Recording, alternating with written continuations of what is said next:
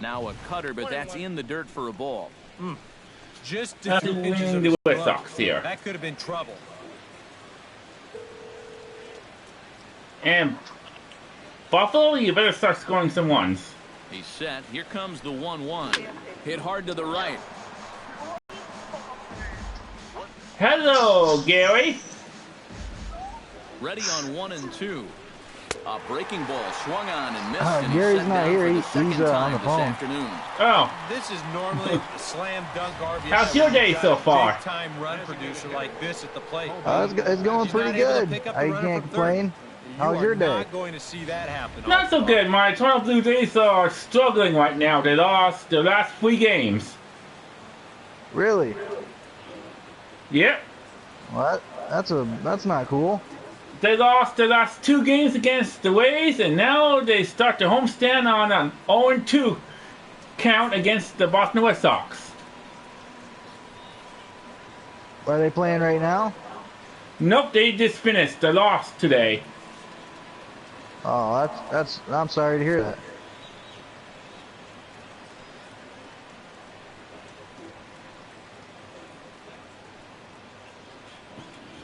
And the AAA affiliate of the Blue Jays are tied 3-3 right now in their game. Okay, so the Dodgers won 2-0.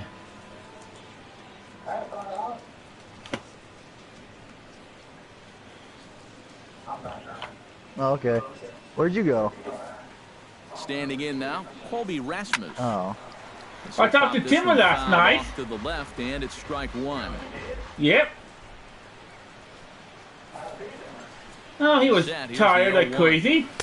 That's over, but low. It's a ball and a strike. Any thought to bring in the Like he infield was very in here with tired. one away? Still a little early in my book. A run you can live with. What you don't want to do is let this snowball into Still a big cold. hit. Outside, 2-1. And after that double in his first Yep, at-bat, I still have snow on the you can ground. tell they're approaching him with a bit more caution here. Well, they should. Well, I had 20 centimeters of third with snowfall one over the away. weekend. Oh, and not an easy pitch to lay Nope. off of, but he did somehow, and he's got it to 3-1. Well, I think it's time to attack now because these guys haven't been in too many good hitters' The counts. This is millimeter where you need to is pounce. about 2.5. And that misses ball 4. So with Oh, one that's out, a that'll at centimeter, least maybe. set up the double play possibility here that could get them out of the inning. Just the first walk he's given up here so far to go along with just the I don't two know. hits. I can So only he's been I only pretty know well in metric. command throughout this entire start. They have to go by Nicholas Nugent. millimeters, in man. now. He went down looking A at his meter of first snow trip would be to the like 3 plate. feet of Yeah, snow. it's always a frustrating I thing mean, to 20 go down, centimeters, but sorry. You know what? Everybody does it. So you've got to let that one go. Oh, and make the next centimeters, AB okay. count. Yep. That's 7 inches. And he lays off for ball 1. Yeah, he didn't seem to do him any favors with the previous batter, and now here's another call that goes against him on the mound. Fucking right, man. What little we do have, I don't like.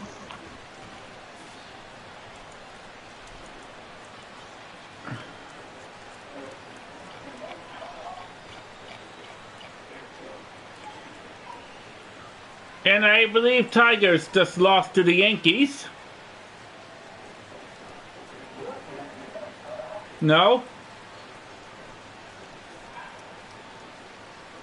No. Right now it's -7 in my area in Celsius.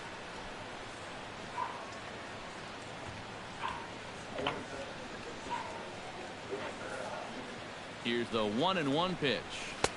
A good action on the -7 would be like two-seamer there, and it's 1 and 22 2. degrees. Now, with runners at the corners and 2 strikes, this is a spot Because where 0 you've gotta make Celsius is the something freezing positive point come out of in this on the mound. Fahrenheit, and 100 Celsius is the boiling point in Fahrenheit. And he pops So it 0 up is 32 back degrees behind Fahrenheit, second and base. 120 Zobrist is like there 100. for it. Makes the play, and there are 2 gone now. Oh, did he ever hang one there? I mean, that thing is sitting on a tee. He Yeah, got away with that one big time. it's way better.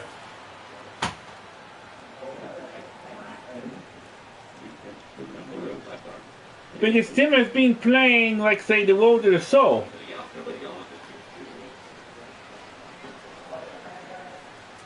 Yeah, I'm playing my franchise right now, continuation my Stepping 2014 in now, Soul Tom franchise. Kavanaugh, as he'll swing and lift a foul ball off to the left and out of play. Nope. Still it's on Blue Jays. Really getting the better of him now. It's strike two. There's not a whole lot of conviction in that swing. It was almost like an afterthought, like an emergency hat. The Rockies have a very good because he has hit 6 home runs in the first week of the season.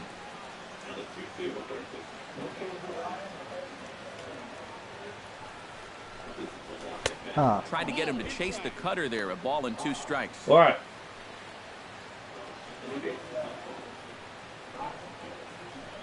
No?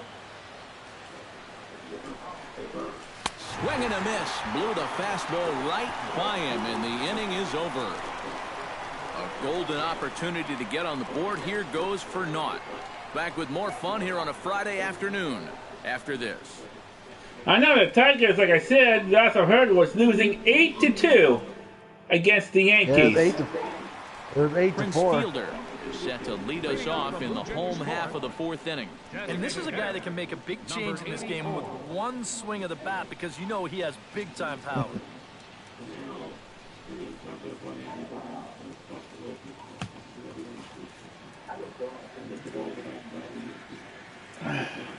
Ryan?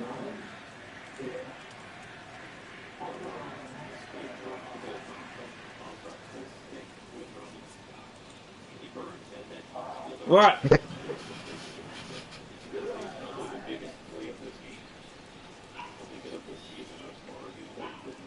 He's not saying anything. The average 8-4.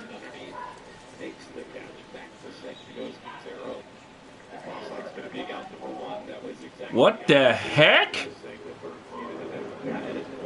Hold on. How in the world is the Reds being so hard?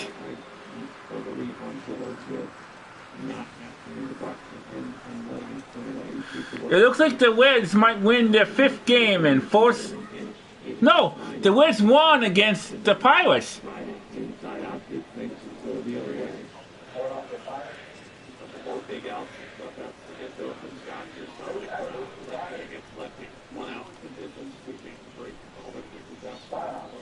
What?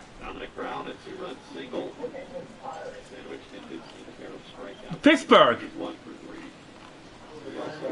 It looks like the O's are going to try to win their 5th straight against the Rays tonight.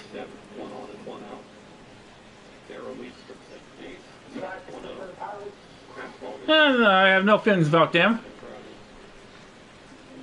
Let's get back to the Buffalo Bison's game and let's see if Buffalo can score some runs with the runner on second. Yes, I do.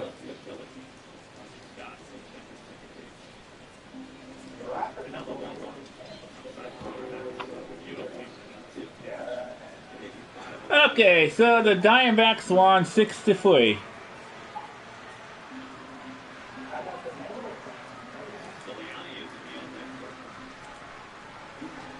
Okay, the Diamondbacks won 2 straight, and the Padres is struggling right now. They're on a 4-game losing streak.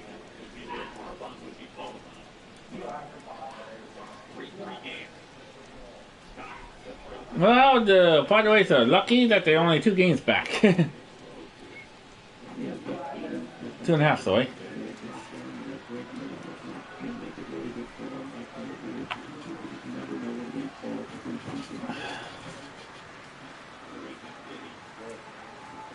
Actually, this McCoy Stadium looks pretty damn good.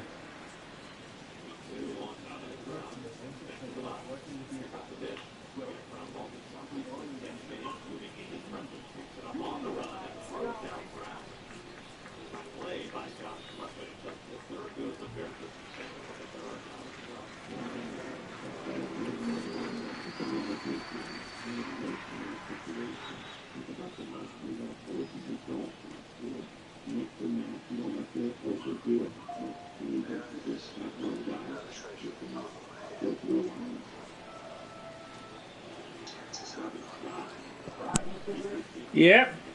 My Yahoo teams are doing pretty damn good.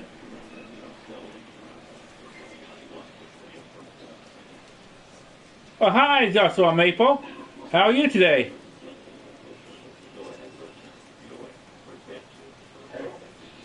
Oh, Joshua Maple's on my stream.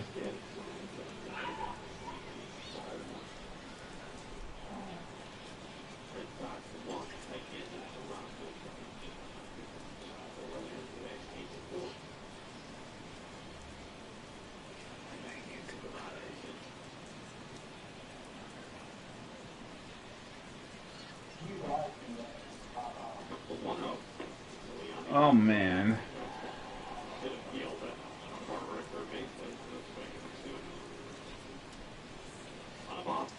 I still don't know what RECT that for.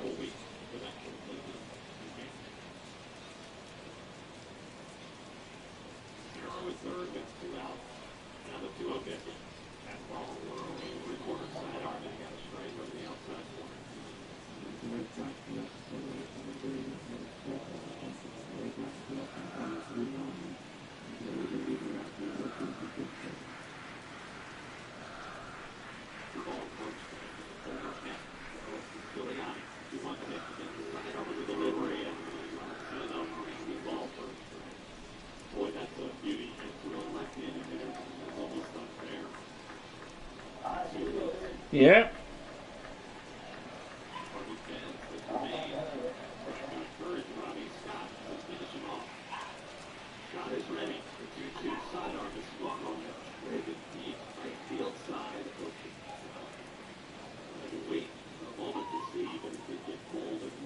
Oh, there's another baseball diamond nearby.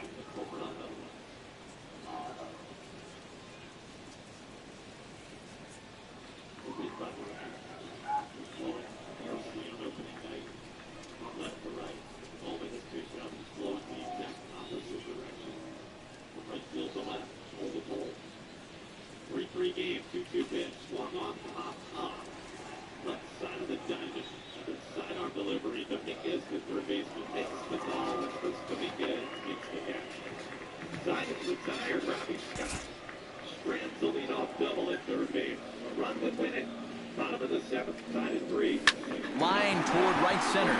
Solid base hit for him, his first of the afternoon. And here's a case on the mound where he's trying to sneak a first pitch fastball by him, but he was having none of that at the plate. He just sends it right back where it came from. Albert Pujols stands in again. He got a hold of one and went yard in his first plate appearance. Well, I think he proved that he can turn on a pretty good fastball and hit it out of the ballpark, so you need a different approach in this at-bat.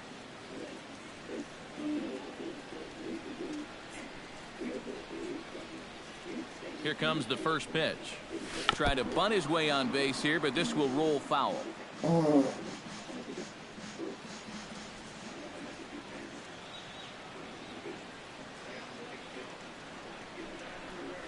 Try to bunt for a base hit here as he gets this one down.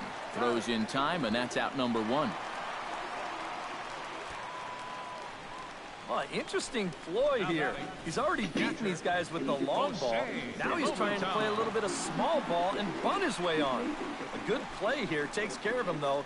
But for me, you got to use all your weapons as a hitter.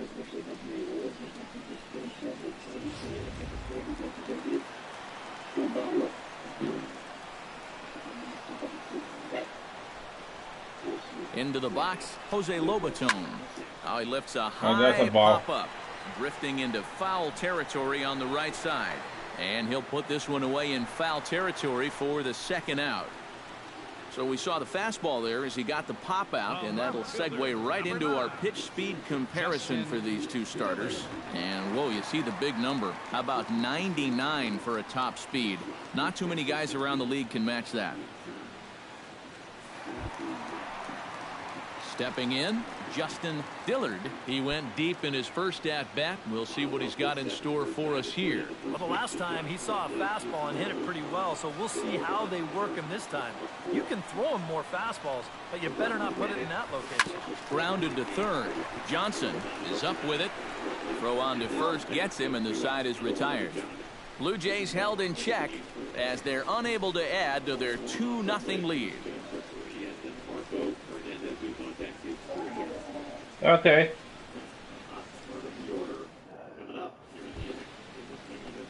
Leading off the inning, Brock Holt, and they'll need him to get something going here. And in a pretty close game so far, they'd love to see this guy get on base so they can get a rally started to get back in this thing. Watches a fastball right there for strike one. Well, you get the sense that what they need is one big hit from anybody in the lineup. If they could get one, it could get them right back in this game because right now they just seem out of it. Gets the fastball by him here, and he's in control 0-2. And that's almost a carbon copy of that last fastball, and he buried both of those pitches right on the inside corner. In under the hands with a fastball, it's 1-2.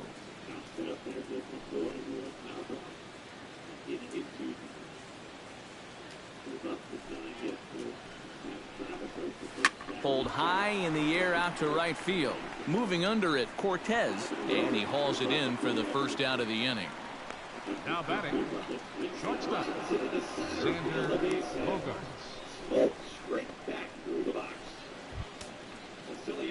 Xander Bogaerts, and now popped out in his first trip. Yeah, he just uppercut a fastball. That top hand kind of dragged through the zone, which caused the bat head to drop a little bit. Good bite to the slider, and he takes strike one. No runs, 2 hits, and no errors for the Red Sox to this point. He breaks out the hook here. Good for strike 2. Boy, he is putting on a clinic out there right now. These guys don't know what to look for. And he wastes a fastball high there, 1-2. Well, you know, when you're behind an account like this, it's all about changing your approach at the plate. You got to shorten up a little bit and just look to put the ball in play. Good job to spoil that.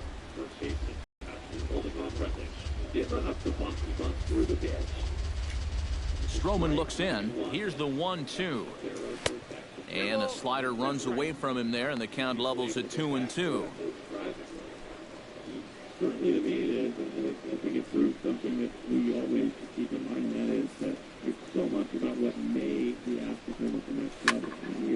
Neither guy willing to give in, and the at-bat will continue.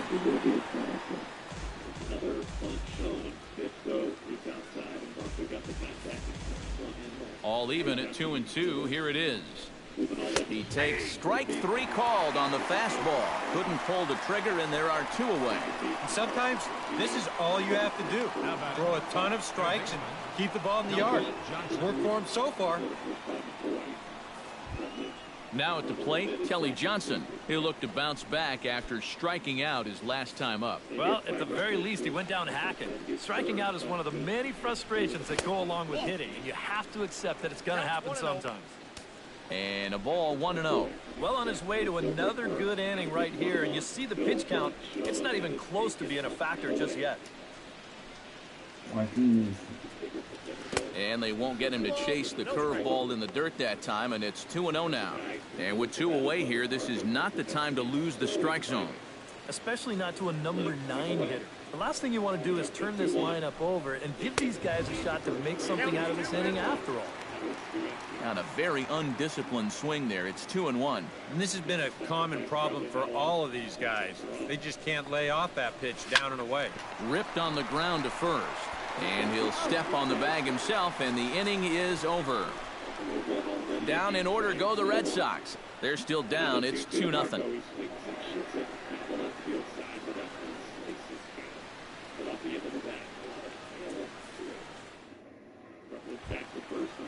Alexi Amarista comes to the plate as we get started here in the bottom of the 5th.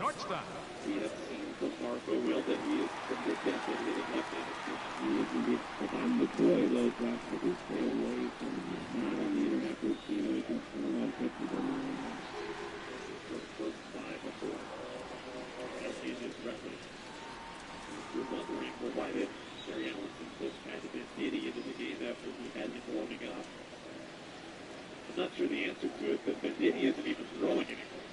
It looks like McCoy's set. The 2-2. swing and a miss, and he struck him out. 83-mile-an-hour pitch. Big first out. Home top up to 7. That Fernandez has been retired in the game. Christian Vasquez comes to the plate. He has gone 2 for 3, including an RBI single. Look up another hit and run. Vasquez has been very good cover off the ball. Makes it outside and low from the Boyd. It's 1-0. He was on base 3 times in his first appearance last night. 2 more times in his second game today. He's been retired twice. Here comes the little bit.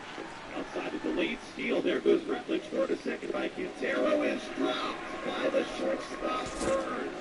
He was dead to rights, but Rutledge is Here's the first pitch to him. My goodness. High in the air and deep to straightaway left. Cespedes going back, but he can't get to this one. It's off the wall. And he's in there safely. He's got a double. Well, you knew he was going to be halfway to the cycle one way or the other. And I don't think he got quite all of that one. But he still gave it a pretty good ride. He's going to pull into second with his second base hit. And this one's a double. David Alvarez stands in for the second time. Hit it hard, but lined out in his first at-bat. And Matt, you know what? It's always a little frustrating when you square one up. You hit a solid live drive somewhere, and all you get to show for it is a nice little jog right back to the dugout. That can get in your head a little bit after a while.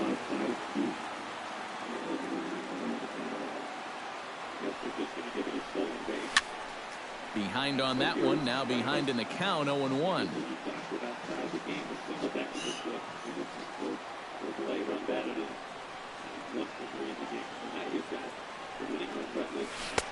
Oh, got a swing out of his shoes on that one. 0-2. Yeah, it's so hard to stay back against a guy like this. Unless you guess right, that thing's just so slow that it's almost impossible to keep from getting out on your front foot. Drilled on the ground to short.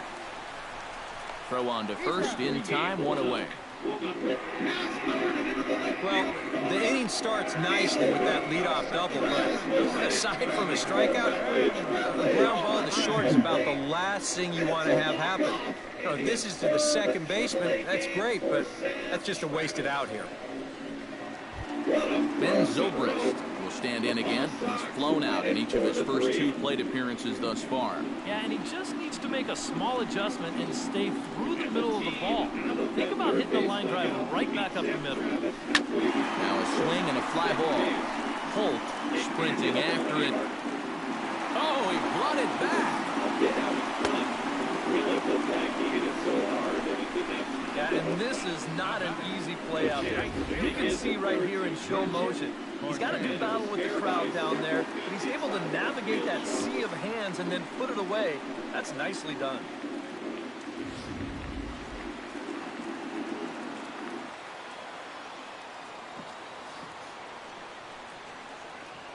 Into the box now, Drew Cortez. High in the air and deep to left center field.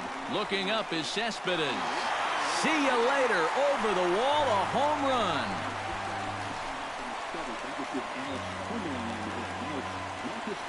So a 2-run shot to left center as the Blue Jays have opened it up further now, 4-0.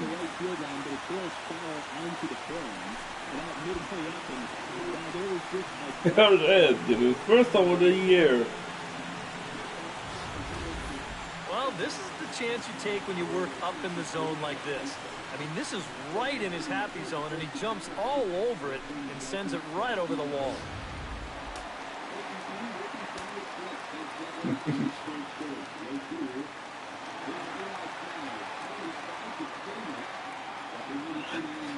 What is it?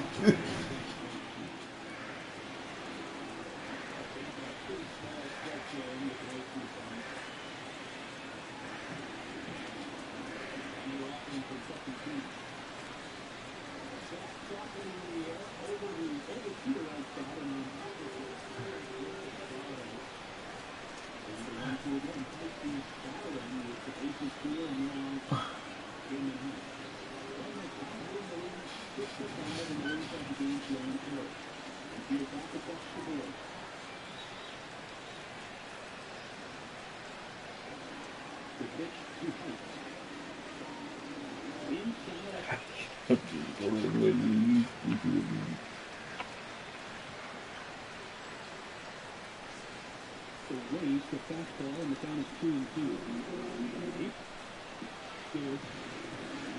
He steps into right field. Crescentini with a back sleeve on the left.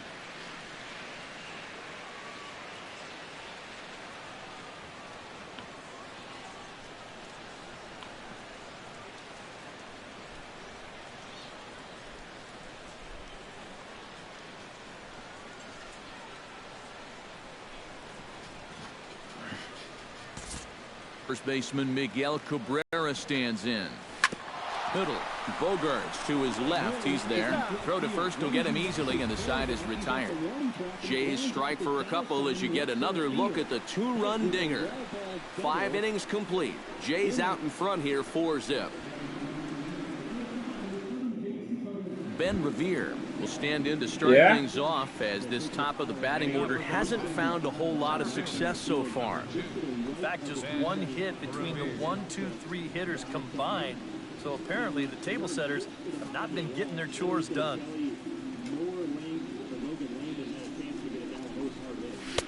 First pitch is a cutter looked at, 0-1. Yeah, and it seems like he kind of got away from that pitch here in the last few innings. You got to think about bringing that one right back. I guess they don't want to. Just a bit late, and he's fallen behind, 0-2. This afternoon reached on an error on the first baseman Matt Jones in the 7th. Runner on second, no outs, top 9. The pitch from the righty.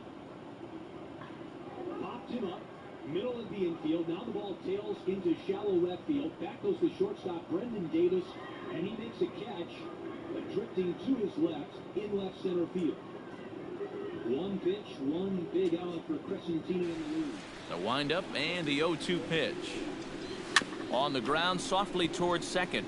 Tough play for Zobrist, and the throw is not going to be in time as he's able to reach base safely.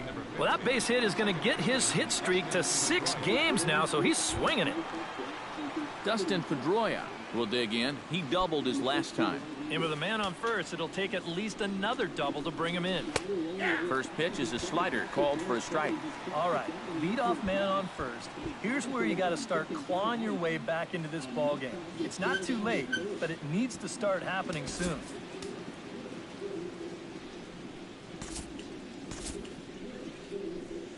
And some action now in the Toronto bullpen as a right-hander starts to get loose. Swing, and he pops him up over toward foul territory, and taken in out there for the first out. And all through this winning streak of theirs, we've seen some great starting pitching, and this has been another very good performance. Good enough to most likely keep that winning streak going. Yoenis Cespedes ready to take another shot. Went down on strikes his last time up. It was a pretty big strikeout, too, because he had a chance to drive in a run, so I'm sure he's going to be thinking about that missed opportunity for a little while. And he'll try to crowd him there to start the at-bat. It's 1-0. And you figure now this would be a spot where that man might try to take second base. And it wouldn't be a bad idea to hold the ball a little longer out there on the mound. Really vary your times to the plate. He can't be predictable out there, or he'll take advantage. Runner at first here, 1 man out. All along between these two clubs. 2-2. Now a throw over and a dive, but he's back in. Got a pretty good lead right there. Bounced softly in front of the plate. In time to first, and there are 2 away. And a lot of times, you might say, you know, 4-run lead, we'll make that up. But I tell you, the way he's throwing the ball right now, they might be fortunate just to get 1 run off it. At the plate, Colby Rasmus. He drew a walk his first time up. Ready to deliver. Here's the first pitch. And a high strike to begin the at-bat. It's 0-1. Runners left in scoring position. One of the big keys to this ball game so far. 2 out here and a runner at second. Up and in here as he had to bend out of danger. But one thing he's shown so far, he's not afraid to work inside. Yeah, with that base open right now, he shouldn't have to be afraid. If you do hit him, big deal. Get the next guy. Now a curveball's in there. 1-2 now. I'll tell you, he's been living on that corner all afternoon. And you can tell, guys at the plate, they're starting to get frustrated. He just hasn't made many mistakes at all. And when he has, they've been out of the zone. Looking for the strikeout. Here's the 1-2. Chopped foul at the plate. It'll remain 1-2. On his way to pitch number 75. Swing and a miss, and that ends the inning. 1 left for the Red Sox. They're down 4-0.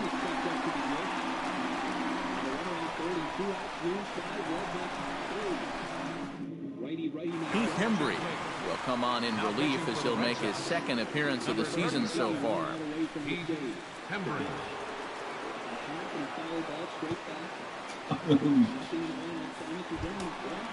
Prince Fielder will dig in. 1 for 2. He grounded out the first time and followed that with a base hit in his second plate appearance. Fielder.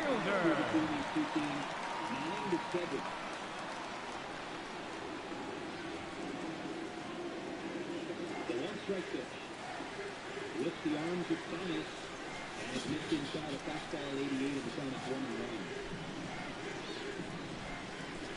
There were some memorable games between these two teams, not even including the playoff series last year, which resulted in 1-run wins for the Lightning. 1-1. Pops the mid at 88, but it just missed outside the zone, and the count is 2-1 to Lane Thomas, the center fielder. Runner on third, 2 outs, top of the ninth, Loons 5, Red Nets 3. Tying run is at the And this is hit hard to the right side, but foul. Low and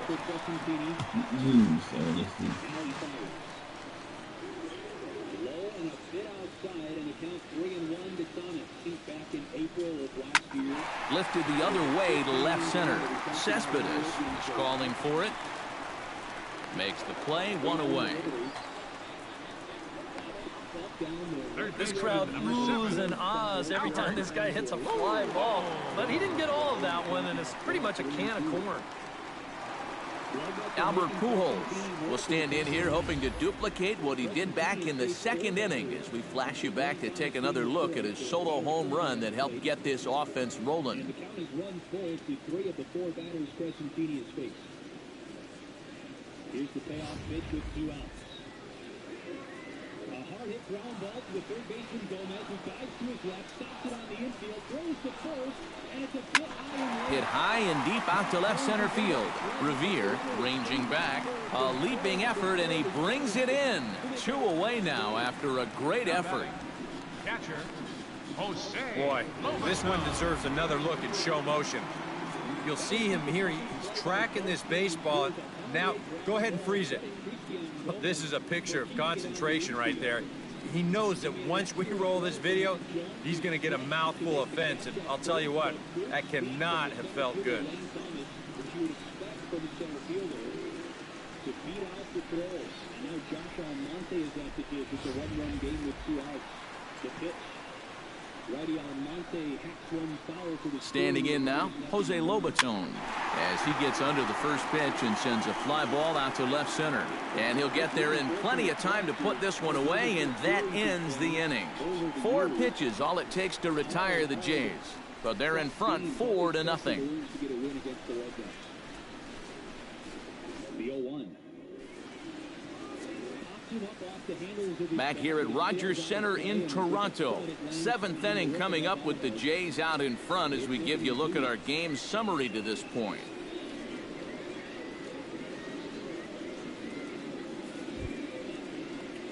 Nicholas Nugent will stand in now. He's struck out and flied out, 0 for 2 thus far. Today with 3 strikeouts. The 0-2 pitch.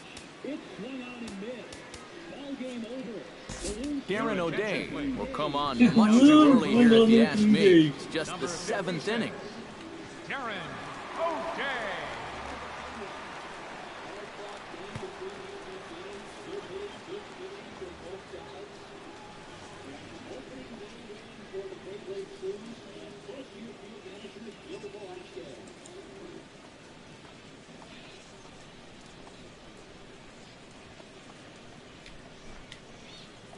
across the middle. Play to the backhand side by Daniel Robertson, but he throws high and over the head of the first baseman, Kyle Fuller. It's up against the screen protecting the Bulls dugout, and Garcia is the last goal of the game. Infield signal for Leary Garcia. Tough chance for the Bulls' second baseman, Daniel Robertson. The soft little line drive and landed on the second base dirt near the bag, and it's kind of a hit or miss play there by Robertson. It comes up cleanly on the in-between hop. He has a chance to throw Garcia out. Leading off the inning, Nicholas Nugent, and they'll need him to get something going here. Boy, they've got some work to do here, but there's still a lot of time left in this game, so just chip away, chip away. When we pitch it in, and no contact on the sinker there, and he's behind 0-1. Oh, he's sure got a good one, doesn't he? That ball goes from about knee-high to ankle-high in the matter of about 5 feet.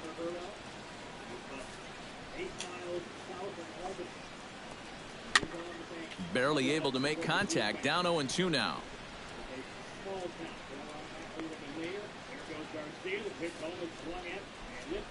0-2 count, here's the pitch. Pitch swung on and hit in the air. Alvarez giving chase, but he won't have a play. This is down and into the gap. Around second. He'll try for third. And he'll get there as he kicks off the seventh with a leadoff triple. Well, it took him till the seventh, but he gets his first hit of the game here, and that'll extend his hitting streak. Certainly in this streak, he's had a lot of those opportunities come late in ball games, but he extends it again with another clutch base hit. Injury-related, cold-related, or White Sox-related.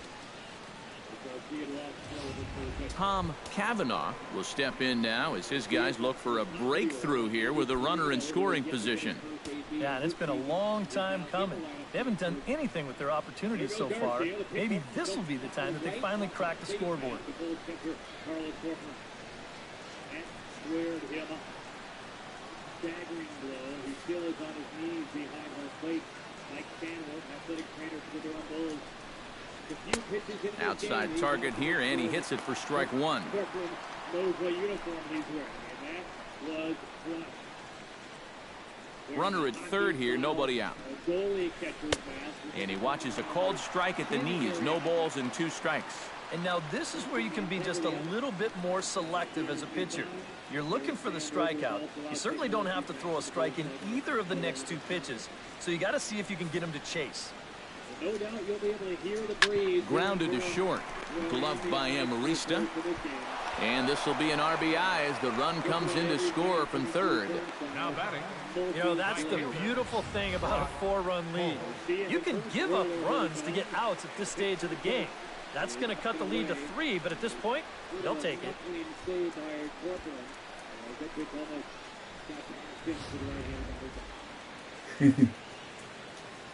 Here's Brock Holt now. Try to bunt for a base hit here as he gets this one down. Throw not in time, and that'll go as a bunt single. Now batting. Shortstop. Xander Bogaerts steps in with 1 in, 1 out, and 1 on here in the inning. Yeah, it's been a pretty good inning here so far, so we'll see if they can scratch another run across right here. And he's no doubt searching for a ground ball here as this sinker dips below the knees. It's 1-0.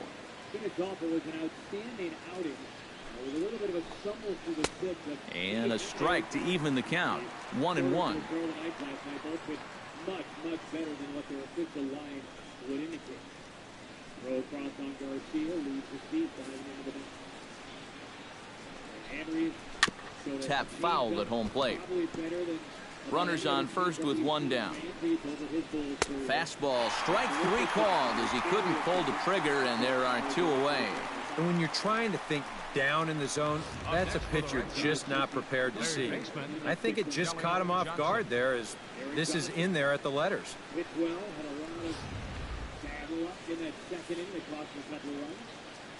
Here's Kelly Johnson as he'll go after the first pitch here and pop one up over toward the left side of the infield. Pujols is there to make the catch, and the side is retired. A run on 2 hits, and they leave 1.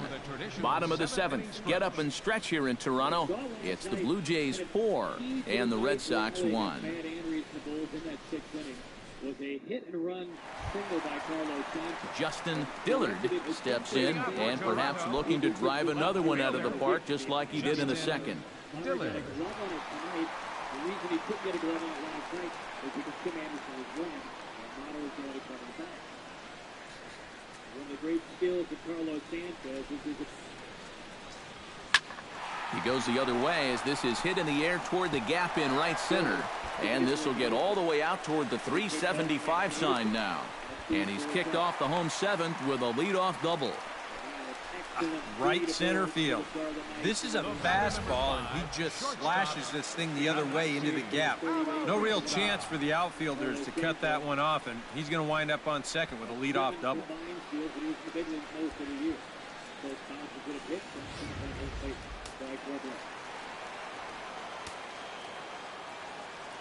Stepping in now, Alexi Amarista. Throw by Pedroia will be in time, and there's your first out. The tag, and he is out at third base. It's a double play. Man. David Alvarez will step in. He's lined out and grounded out in 2 trips. He seems to be seeing the ball okay, though, making some decent contact so far. Drilled right back up the middle. And base hit in this one. This is what you call an ambush swing right here. You're hitting in the back of the order. You're looking dead red early in the count, kind of just hoping the pitcher might relax and forget about you for a minute. Then you get that fastball middle in, and you jump all over it. Standard Tampa Bay Rays way. Here's Ben Zobrist now, as he'll swing at the first pitch and send one on the ground to first. And he'll step on the bag himself, and the inning is over. 4 pitches, all it takes to retire the Jays. But they lead it 4-1.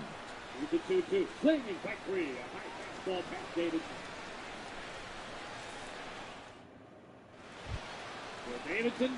Ben Revere will get things going for the Red Sox with Dustin Pedroia to follow. Minor League Baseball, I love a guy baby. like this leading off an inning for you. He makes good contact, and he can run. Fastball in there for a called strike. Yeah, I don't think I'd be in any big hurry to challenge this guy again.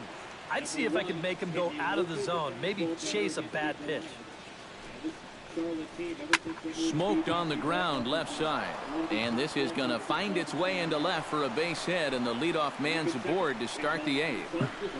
And they had to have that. This is the inning where a leadoff guy is critical. Now, they've got a few options here with a speedy guy on first to start things out. So a runner at first now with nobody out. And that'll bring up the former MVP second baseman Dustin Pedroia. Pitch to the plate is a sinker for a called strike 1. A look here at the hits per side here in the late going.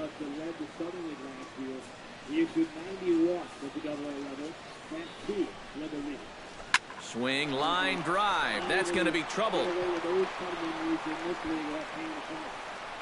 Galloping around third is Revere.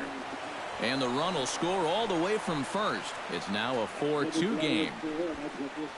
Well, this is what happens when you allow that leadoff man to get on base. I thought they might hold him at third with nobody out, but he comes all the way around to score from first on the RBI double. Here's the left fielder, Yoenis Cespedes, as the sinker to him finds the zone for strike 1. And in this spot, you got to pitch for the strikeout here. And this is a guy that's gone down twice so far, so you do have that in your favor. No one out with a runner at second. And here's a swing and a miss as he falls behind 0-2. This is not the first time today that he's chased out of the zone. And that's why he's looking at a hat trick. Protecting on 0-2, so we'll do it again. Sent on the ground out to second. And a throw on by Zobrist gets him at first for out number 1. And you know what that is? That's just unselfish baseball from a middle-of-the-order hitter. It's a tight game. He knows the importance of that runner on second base, so he's going to make sure he at least gets him to third, and that's just a job well done right there. Even in hitters' count, he's been able to get some empty swings from those Davidson and Into the box, Colby Rasmus, as the first pitch to him is in there for a called strike one. Throw to third, beats him by a mile. Garcia missed the sign, and he's tagged out by Richie Schaefer. One out and a runner on third. Took off. They were supposed to run. Ground ball sent back up the middle. And Marista to his left. He's there. And a high throw as Cabrera's got no shot at it. Guys, I think it's fair to say that out of any position on the field, it's the shortstop out there that loves to show off his arm the most. And this throw totally takes off on him and goes right over his first baseman's head. I guess if you're going to make an error, you might as well let everybody know about it.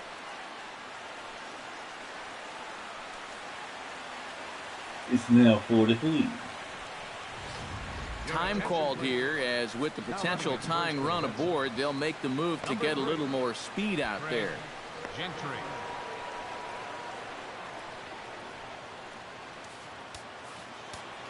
In now, Nicholas Nugent pitches a called strike. The throw might have been in time, but it's high, and it allows his man to dive in safely.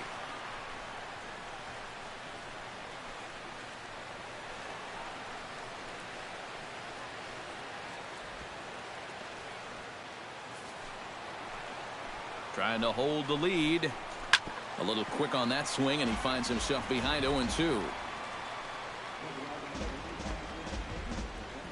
One out and a runner on second base. And he'll take the fastball here inside off the plate. It's 1-2. And even on 1-2 now, you've got to expand the strike zone a little up there. You can't go down looking here. You've got to put this ball in play. Ripped down the line. But this is a foul ball as the count holds steady at 1-2.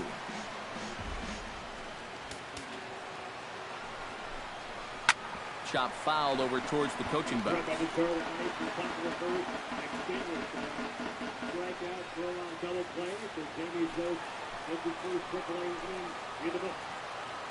Man, he's tired. Has to be thinking strikeout here. Another one sent foul.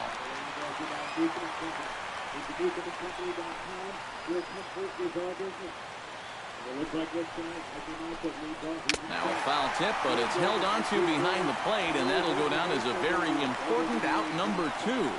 I love a guy that comes in late in the game and shows emotion on the mound. You got a guy in scoring position. You come up with a big punch out like that one right there, you better be fired up.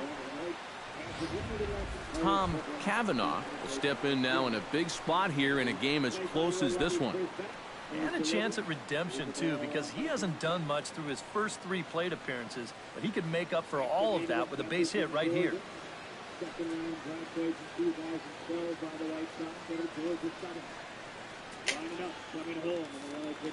First pitch of the at-bat on its way. And a check swing here, but he clearly went around on a pitch that would have been a strike anyway. It's 0-1. That man's team has definitely shot itself in the foot with all the strikeouts so far. It seems like it's been a growing trend so far, but man, you've just got to be able to put the ball in play when you've got runners in scoring position. And now a balk is going to be called here. He didn't wait till he got set, and that may make things a little easier for them to score that run. He moves up to third now with 2 away.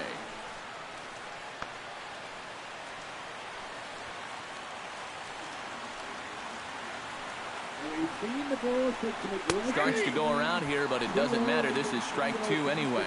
Maybe the luck of the Irish there. I think that's a ball. A man on third with 2 down. 0-2 pitch is a sinker that misses, but he's still in command. 1-2. New to the Bulls. He was added to the roster before yesterday's game. A waiver claimed by Tampa Bay from the Pirates just a couple of days ago. Dribbled to the right side. Lobaton has it on to first, and that'll do it as they manage to not let this inning get out of hand. So 2 runs on 2 hits, 1 error in the inning, and a runner left on. Home half of the 8th, straight ahead. Toronto leads this one 4-3. Drew Cortez will stand in now to lead things off, and he'll do so with the same pitcher still out there. Seems he's earned himself another inning. I think that's a definite vote of confidence. but he's done a nice job since coming in, so you might as well ride that hot hand. Here's the pitch. Flip outside on Gilbert. And it's 2-0. Broke with the Charlie. Went up to make his big league debut. Tony double hitter with the White Sox and Baltimore. And he'll hold off on the slider here to start the at-bat. It's ball one. Yeah, and when that pitch starts off outside, it's much easier to get a better view of it and then just lay off. And the stretch back. And the 2-1 pitch. It's going to miss. Good about fastball. Belted high and deep into right center. Revere ranging back. And this ball is gone. No chance to make a play on that one.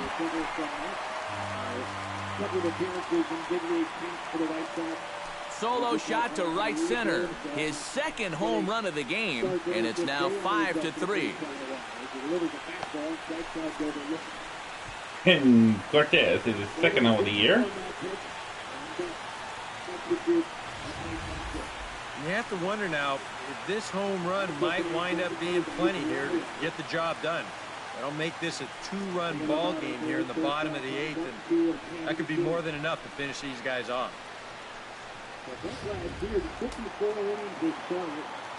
And he's what the dude versus second home of the year. First baseman Miguel Cabrera stands in. And a swing, and here's another big drive as this ball sent high and deep to left center field. And the long ball will burn him for the second time in the inning. Another home run.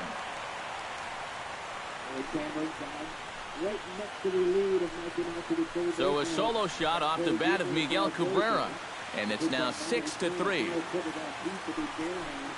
And he is his second home of the year, too. Oh, and this home crowd is digging this. That's going to push the lead up to 3 now here in the bottom of the 8th. And with each extra run that scores, it just makes it more and more improbable that they'll have a chance to blow this thing in the 9th. Burke Badenhop will come on in relief as he'll make his second appearance of the season so far. Burke Badenhop. Coming in, he had the mid up on the right hand. They take it above the mid, up around the shoulder area in front.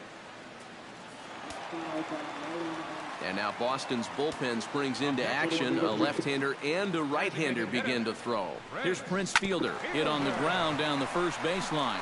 But a foul ball here, 0-1. Bases are empty here, nobody out. Sanchez, big league time last year with San Francisco. We're going to give an opportunity to shot back up the middle. Revere right there, one down. And that's one of those plays where you might need to reinforce the laces on your glove after this inning. This is a fastball, and it is hammered. I mean smoked. But he ends up with nothing, and his average is going to go down.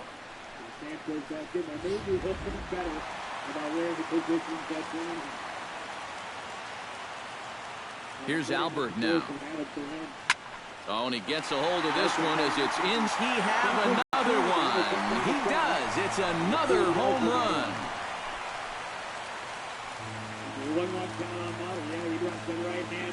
A solo shot for Albert Pujols. His second of the game as it is now 7-3. Pujols is his second and third home run of the game.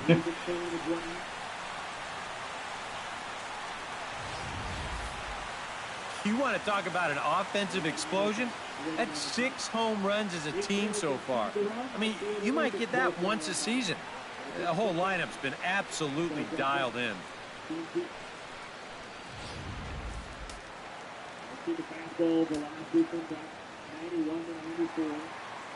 Standing in now, Jose Lobaton. Flipped out the other way towards short. And that finds some outfield grass. It's a base hit. Well, he's been a little slow out of the blocks here to start the season, but that looks a little better there as this is a sharp base hit. Justin Dillard will dig in. He doubled his last time. Boy, he had a great at-bat last time up, and he'll look for another pitch he can drive right here. He's ready. Here's the first offering. Try to bunt his way on base here, but this will roll foul. 3 runs already home here. Bounce the ball to the mound. Monson goes halfway in return. And Beck will throw him out. Good play all around. Try to bunt for a base hit here as he gets this one down. But a strong throw gets him at second, so the sacrifice does not pay off here. Taking a little bit of a risk right here, but you can see how quickly he bounces off the mound, spins around, and gets the lead man at second.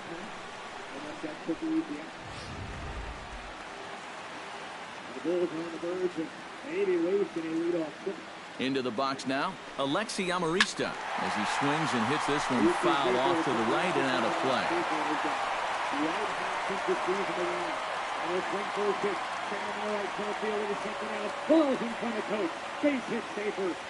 Ready with the 0-1 pitch. Pulled toward right center field. And that'll get down out there near the wall. Oh, and he ignores the third base coach and heads for home. And he will just get his foot in there first, safe at the plate. David Alvarez gets another crack right here. He's got a hit in 3 tries to this point.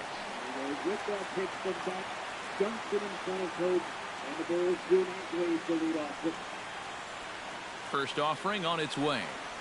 Hit hard on the ground at third.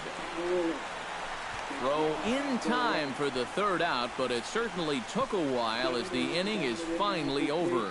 So they nearly bat around here as 8 men come to the plate and they push across 4 runs. We've played 8 full. The Jays are out in front 8-3.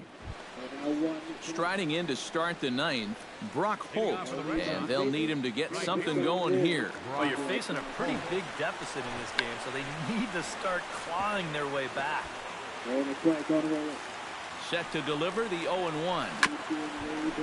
Swung on and chopped up the middle. Throw on to first for the out, and that is how the 9th inning gets underway. Our coordinating producer Chris Gill tells me in my headset to tell you not to miss our post-game highlights. That'll come your way at the conclusion of matters here this afternoon, right here on the show.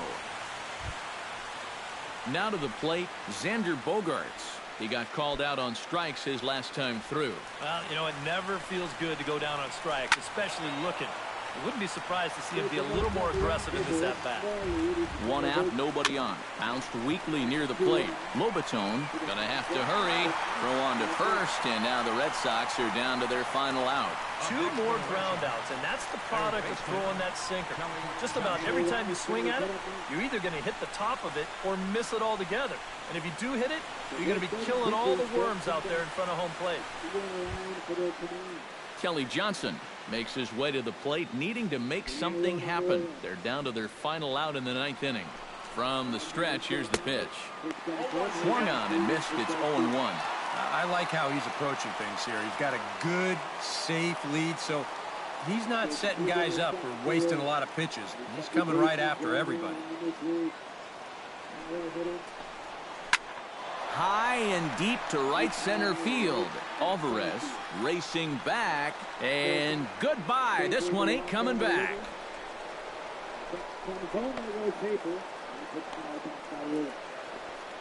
A solo shot that time for Kelly Johnson, as it is now an 8-4 ball game. Johnson is his first one of the year. Such a good start to the inning. He kept the ball down, got 2 ground ball outs. You're thinking, he looks like he's in charge out there. But then he makes one mistake to the third guy here, and it winds up leaving the yard. Ben Revere will stand in to keep things going. And I don't know, Steve, is the comeback on? Well, at the very least, I like that they're showing some character out there. You never want to go down without a fight. So they're going to make these final at-bats count.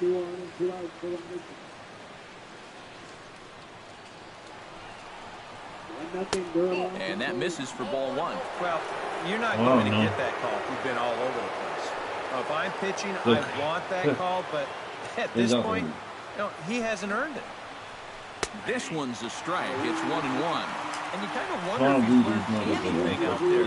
There's another pitch right down the middle. I think he's lucky that that one didn't get hit a long way. Ready with the 1-1 pitch.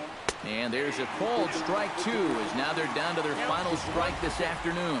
Yeah, that's just the same pitch 3 times in a row. I Really guess he don't figures, know. why mess with success when you get it to 1 and 2? Still 1-2 as he fouls it away. Has them down to their final strike. Here it comes. And the fastball easy to lay off that time. 2-2. I know the adrenaline can get to you sometimes, but when you start overthrowing your fastball like that, that's a bit of a red flag. A crowd of over 39,000 on their feet. Still 2-2.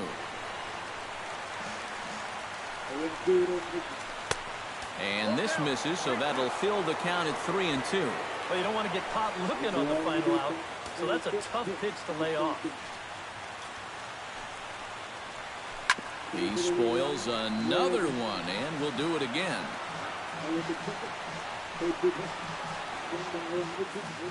Here comes the payoff pitch. And another foul ball. He's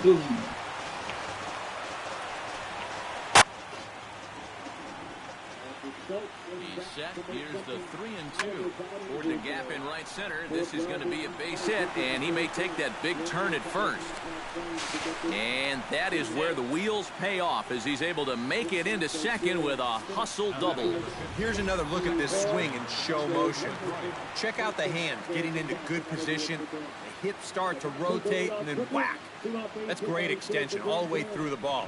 That's the perfect swing right there. Here's the second baseman now, Dustin Pedroia, as he'll take strike 1 on the inside corner.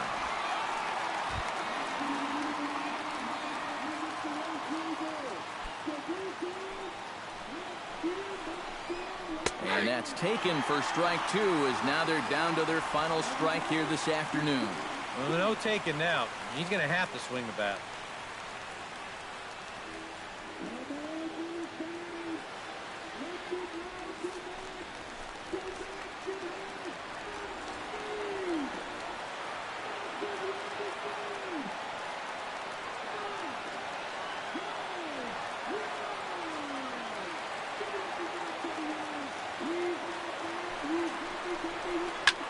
High and deep to straightaway right. Cortez racing back, still going back. Makes the catch, and that's the ball game. Well, there's another good win for these guys. That pushes their streak up to 5 in a row now. And it's been a total team effort. Good pitching, good hitting, good defense. They're doing it all right now.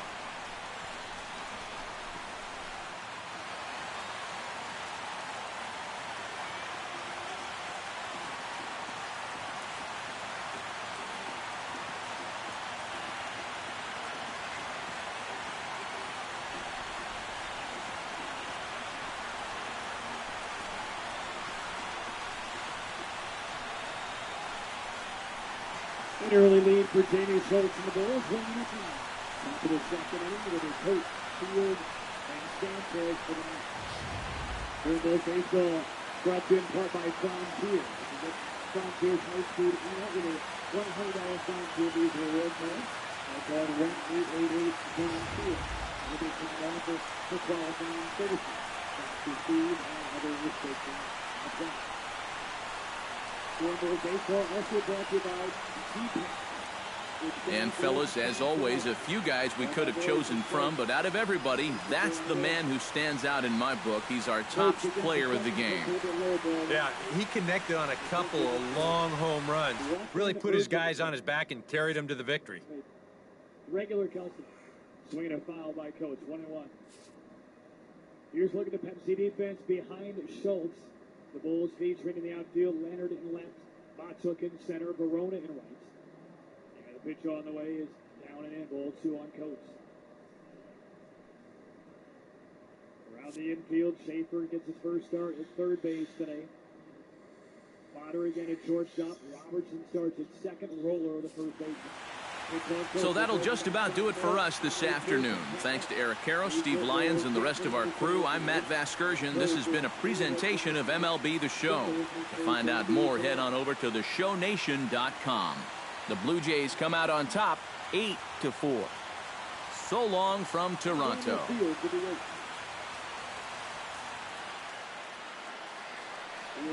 Fans, our final line score this afternoon.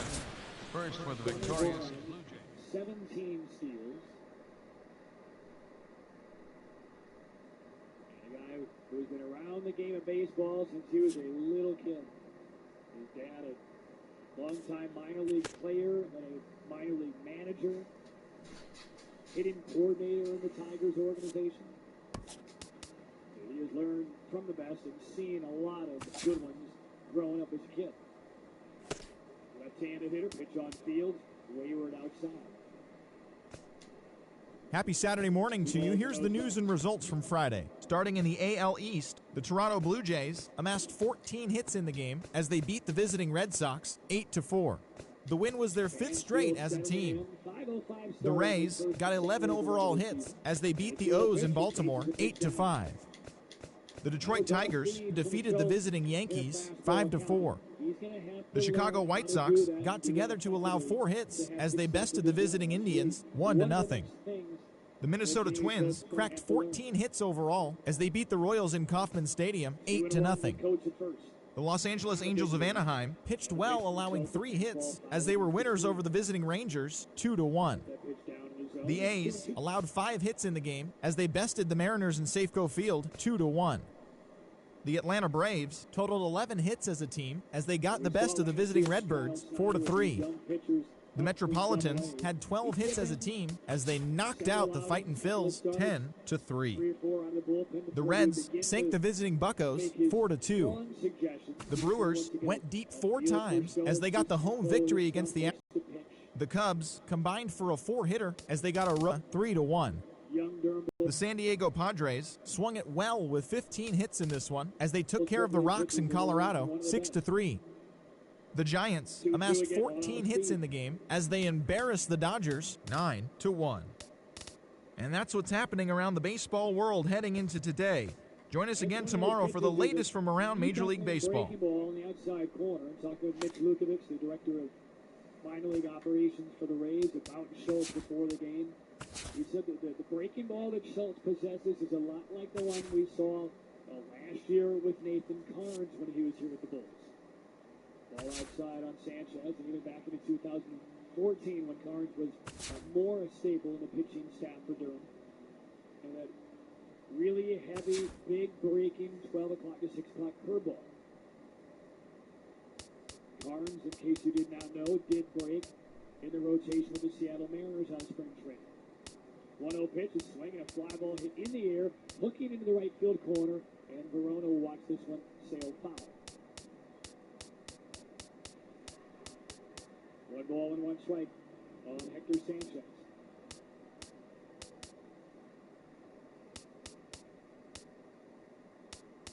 But the ability to locate that breaking ball, command it in the zone, is something that Jamie Schultz, it'll be high on his priority list of things to accomplish this year. 1-1 pitch, check, swing, strike. Sanchez surprised by, I think, the pitch and the location. The fastball, and he could not pull the trigger. Sanchez, 26-year-old catcher.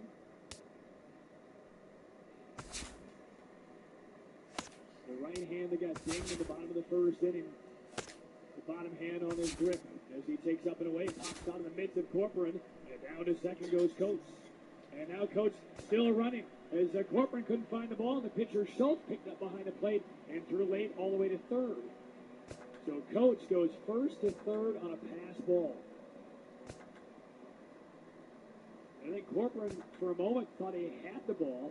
I think he felt like he caught that pitch. And it did not roll that far away to his right.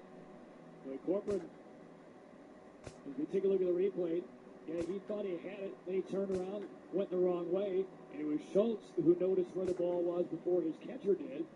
And Schultz came all the way from the pitcher's mound to pick up and throw to third.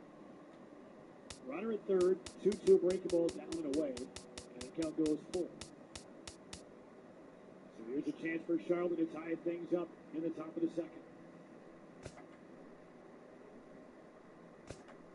Infield back everywhere but third. The 3-2 pitch lifted in the air toward third.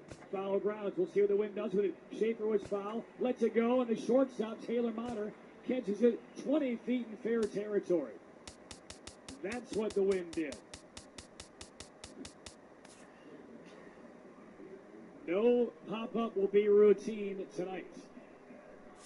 Schaefer was near the grass. The ball was hit his way. On a normal day, that ball's probably by the tarp. But Schaefer got to the edge of the third base line, felt the ball being pushed back with spin, but more so with wind. And, Schaefer was 15 feet away from Motter as he caught it with no problem. And a big second out for Schultz. 2 gone. And Andy Perino stares at strike 1. Well, great awareness by Taylor Motter to know that, normally he's not going to be involved in a play like that, but to know what the wind is likely going to do with balls, and he was ready to be part of that play. Fastball wide on Perino.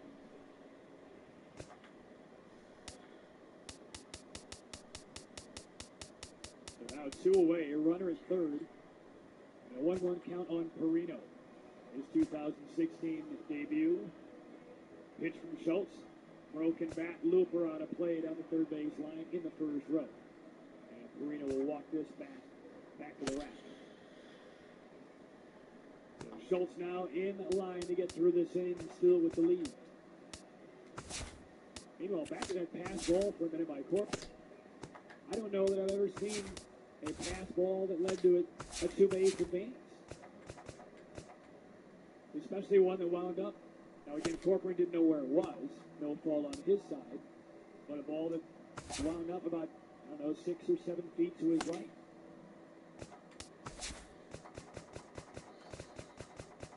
New bat for Perino. And Schultz against the right. They can take it away. Bounce it in. Great block by Corcoran. Covered it up. Hugging arms against his side. And no hole for that ball to escape through.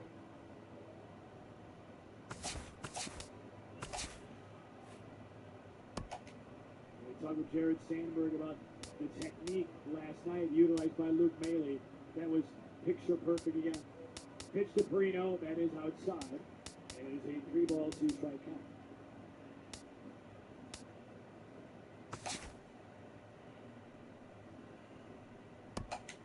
Full count, 2 outs.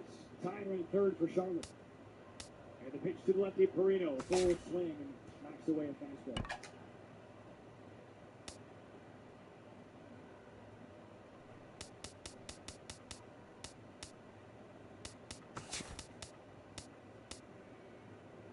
So a 22-pitch first inning for Schultz has been followed up by a 22-pitch second inning, which is his 44th of the outing. Coach down at third base, hands on his knees with his lead. Schultz comes set out of the stretch, fires home, and just missed the outside corner. And it's a walk to Perino with 2 outs.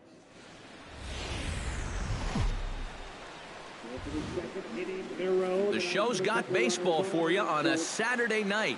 1-3, North of the border Red Sox here at versus Rogers Center in 5-0 Toronto. Blue Tonight, Jays. Game 2 of this 3-game weekend series between the Boston Red Sox and the Toronto Blue Jays. It'll be fun watching these two swing it all series long. First pitch is next. Clayton Kershaw, a Texas-born left-hander, gets the starting nod. What's your take on him, EK? Well, guys, this will be his second start of the season. In his first start, he already got himself in the win column. He'll be looking to add to that here.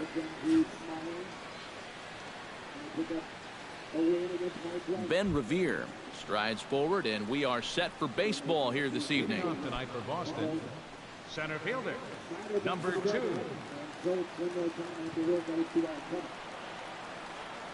fielder, Jacob Mary. He's 1 of 6 to go far in the series. Batting left-handed against Schultz. Stepping a low throw and the contact roll. And a cold strike on the game's first pitch as we bring you this one here tonight. EK, as the Jays take the field here tonight, they come in after another good win last time out that ran their record to start the season to a perfect 5-0.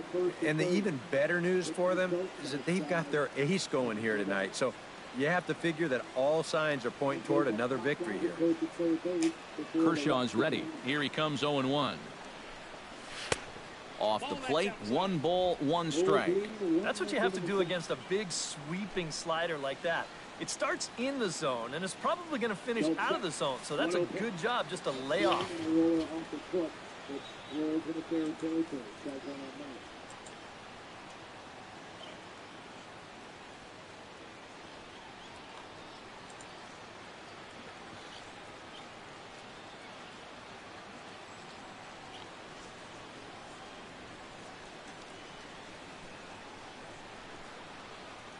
Glance over his shoulder at Carino's first base lead. He holds in the 1-1 and he cut by Manning.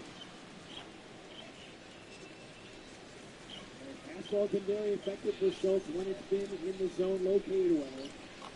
Fans, a new season is upon us, filled with hope and optimism for the months ahead. And what a better way to stay involved all season long than with a full or partial season ticket plan. Whether you're looking for a handful of marquee games or the whole kit and caboodle, we've got a plan to suit every fan's needs. Stop by any stadium ticket window and talk to a representative today.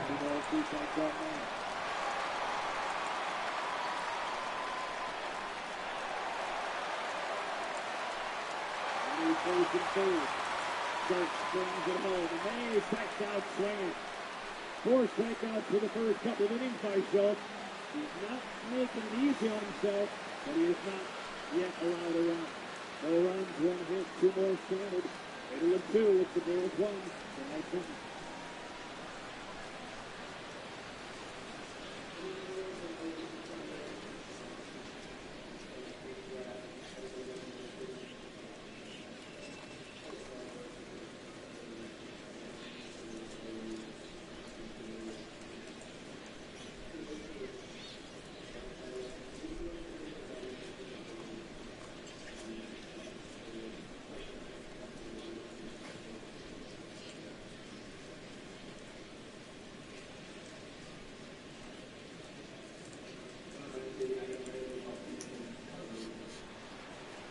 Here's the 1-1 pitch. Grounded to third. Pujols has it. And a good throw gets him 1 gone. And now here's how the visiting Red Sox line up in this one. How do they get back into the win column, Psycho? Well, you get multiple runners on base, so you don't have to have the long ball in order to hang a crooked number on them. You need to avoid the double plays when they do get guys on. Dustin Pedroia will stand in now. 2 hits and 5 trips for him in yesterday's ball game. He's ready. Here's the first offering. Drops in a strike to start the at-bat. 0-1. And set up behind the plate is Kenny Jansen as you see the rest of the umpiring crew there. Jansen's known for being a bit of a pitcher's umpire. Not that he has a huge zone or anything, but I think he tends to reward guys for placing pitches in good locations. Off-speed pitch in the dirt as he takes it for a ball. We're plodding right along. And the Bulls will send up Dairon Verona, past with Leonard and Carlos Corporal. Chopped toward the second baseman, taken in by Zobrist. Throw on to first will take care of Pedroia, and there are 2 away. With a moment now, let's give you a look at the defensive alignment for the Blue Jays. It's brought to us by Majestic. Eric, what do we need to know? Well, Matty, not enough people give Miguel Cabrera credit for what he's able to do defensively. Remember, he came up as a shortstop with the Marlins and moved to third base, and now is one of the greatest hitters to ever play the game. But that overshadows his defensive abilities. He's no slouch with the leather. Hard ground ball right at the shortstop. Carino funnels it up and throws out Verona. First pitch of the at-bat. Pitching for the first out of the second inning. Yoenis Cespedes is in with 2 away now as he looks at a called strike 1. Got to figure that man right there would be more than happy to see this guy at the plate taking his swings with 2 out and nobody on all night long. So would the guy on the mound. Oh, and he's really getting the better of him now. It's strike 2. And you kind of get the sense that he's not really messing around out there too much. There hasn't been a whole lot of setting guys up here in this inning. He's just trying to get himself back into that dugout as fast as he can. Boy, tough to lay off, but he's glad he did. It's 1-2 now. On 0-2, if that's a curveball, a changeup, a sinker, then maybe you get a guy to chase. But it's much easier to lay off a pitch down there when it's a straight fastball. Got him swinging, and that will end the inning.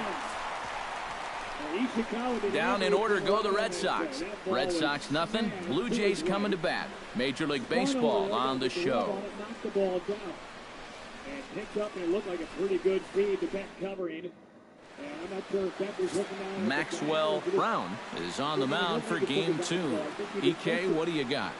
Well, guys, last year, ERA was not good. Skyrocketed all season long. He's hoping to post a much better year this time. Ben Zobrist comes to the plate to lead things off here in the bottom half of the first. Second baseman.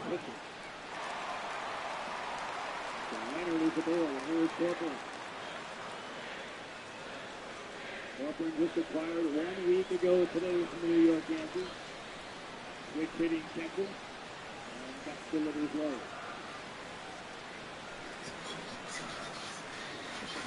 Corcoran now 32 years of age.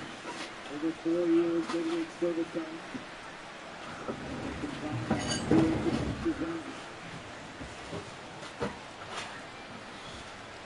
Leonard at first. 1 down. Bulls lead 1-0 in the second. Pick that Corcoran. It didn't look like you saw that pitch coming.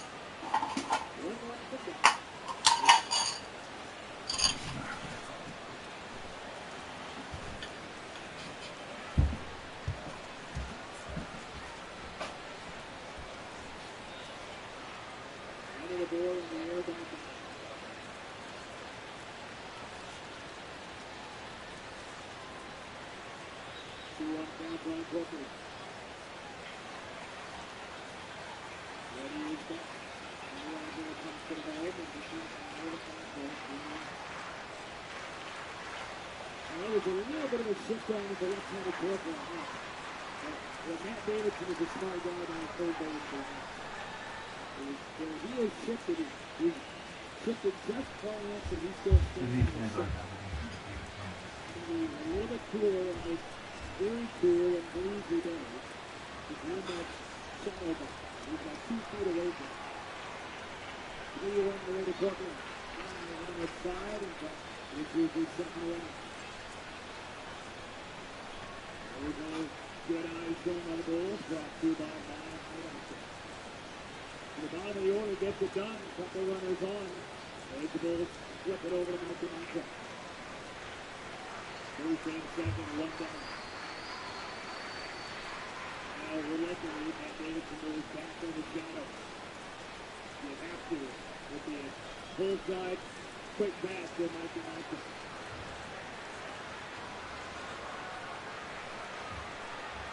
Took a single debut last year, up and down the road, 6 different times.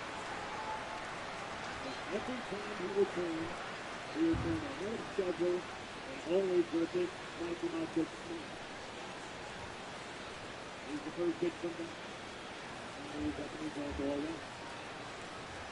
Mantra, back to his guys in the professional baseball game.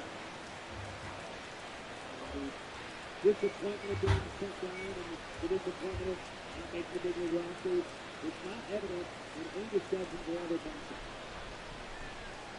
Here's the pitch from back. They hit the ball in the hug and now puts fire to the left. I would love to see that pitch again. Understands the business side of the game and also now understands that he is a legitimate major league outfielder. It seems to be on this AAA roster up against Colorado. The ball in one strike. Second looks back to the leader on the run. Here's the pitch. Pitch came in near Montre's hand. Might have hit the bat. The bat was knocked out of his hand down toward the solid dugout. And there Montre lucky that one didn't touch him in the hand. Because leading into a check point, the bat was shot. And Michael would only pass this guy aside for a pitch that just missed hitting his hand.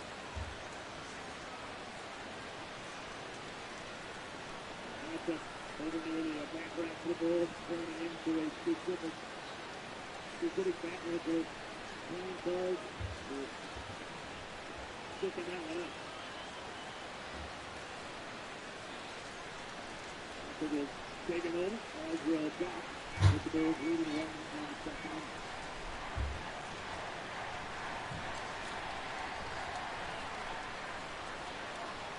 What to do on a day like this is get caught on the tiny bone and you're filming your hand.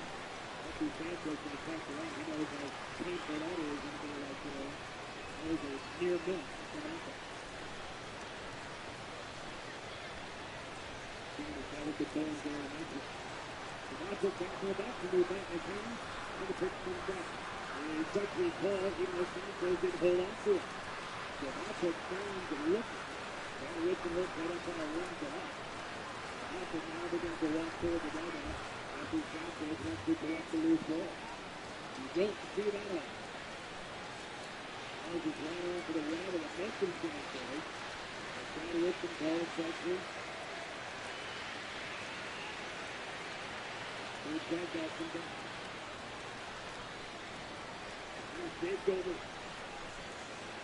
Struck out in his ball debut in the second.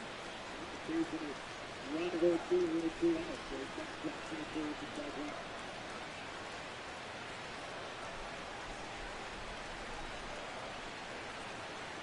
Goldberg, 28 years old. He's got out to Washington State, suburb of Chicago. You don't know any tiny thing called action over there. Well, up in the range, up in the change was just yesterday. I grew up in Central Ohio, tiny town, not nearly as tiny as that. A lot of small towns in Illinois, I've never heard of that until Gilder was picked up by Raiders from the region. I know that's up. Steve, first roll from Sanchez on the second base. And third, about 60 miles west of Chicago. And Gilbert, I'm sure you know, threw up on a pumpkin start. 1-10. Here's the 2-1. That's 2. So even at the end of the last year for Gilbert, he returned home and his time came on and began to up and down the big leagues with San Diego. The year ended and they pulled out back when it was kind of fun. It looked like down the road. They pulled out into the farm in time for Halloween. It was a good day on the pumpkin farm for the Gilbert farm. Swing and a miss down at that fastball and Gilbert strikes out. The Bulls are miles shut. A runner each on the air and they want to walk in this last 2. Down to 2 up.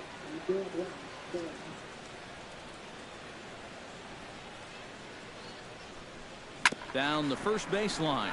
This gets foul. It's 0-1.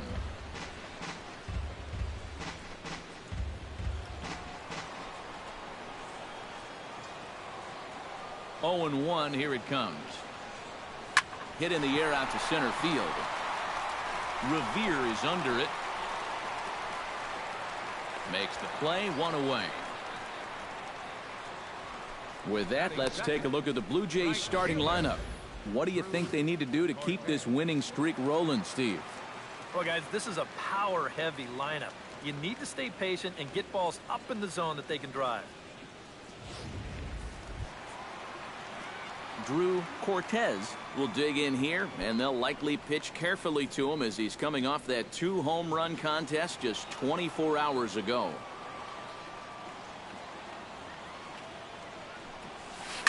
Now a swing and a fly ball. Gentry sprinting after it, but this will land foul shy of the wall.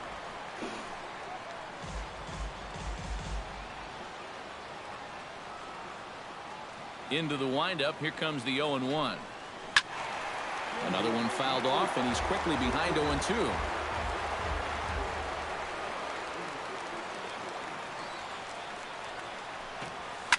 Line drive to left. And that finds some outfield grass. Hits a base hit. Well, he wasn't able to do anything with those 2 off-speed pitches he saw. The one fastball he gets, he jumps all over that one. And that's what you've got to do.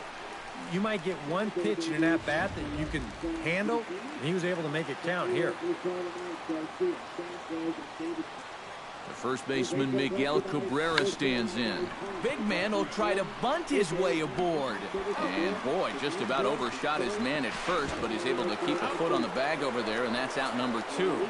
And he'll try to get back now, but it's not going to work. The throw hangs him out to dry, and that'll end the inning. Tom Cavanaugh will stand in now. 0 for 4 in that day game yesterday. Yeah, not really a great performance for him yesterday, but that's just part of this ball game. You have to know that those rough ones are going to come up and bite you every once in a while. It's a loop for his shortstop and an easy ball for Taylor Mata. Garcia barely broke down the line after he made contact, kind of stood there and assumed that Mata was going to make that catch. Well, if you're Jamie Schultz, you want a few more of these. Maybe a little bit of a grimace by Garcia after he made contact. Might have been where that pitch was when he made contact. Either way, a little bit of an uncomfortable result for Garcia. Strike 1 on Carlos Sanchez, who takes the bump. But yes, Garcia looping out in the first pitch. That was the first batter of the game for Jamie Schultz, who was fading out on the first pitch.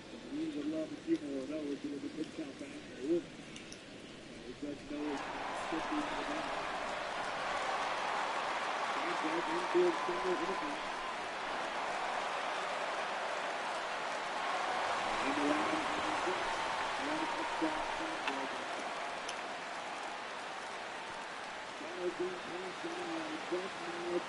gently kissing the pitching line.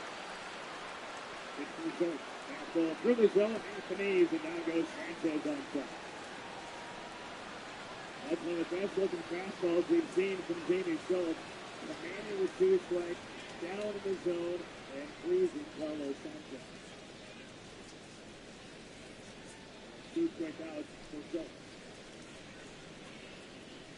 Now to Matt Davidson, third baseman. Right-handed hitter. Homered last night for Charlotte. And takes the breaking ball down. Davidson, a former first-round pick back in 2009, taken by Arizona. Another broken bat, inside-out grounder, wide at first, fumbled a bit by Roller, collects it, and tosses to Schultz. Fans, a reminder that tickets for tomorrow afternoon's contest with the Red Sox are available at any ballpark ticket window, or visit us online at BlueJays.com. Done with 2.5. It remains 1-0 Durham. Kershaw into the windup. First pitch on the way. In there at the knees, strike 1. And you know, he's a guy that's definitely going to attack you with the fastball. He's got a good one, so why not? Let's go. Full city, baby. Let's go. Full city. Full city, baby. Let's go. Get loud. Barely able to make contact. Down 0-2 now. The windup and the 0-2 pitch. Fastball swung on and missed for the first out. And if you want to see a guy get blown away at the plate, this is just one finger down 3 times in a row. He was just overmatched there.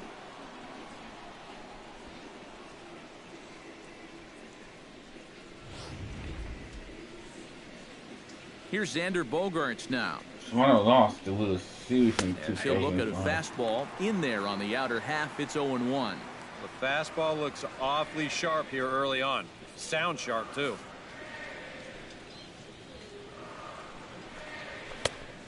Could we see another strikeout here? It's 0-2 now. He's found a pretty nice rhythm out here early on.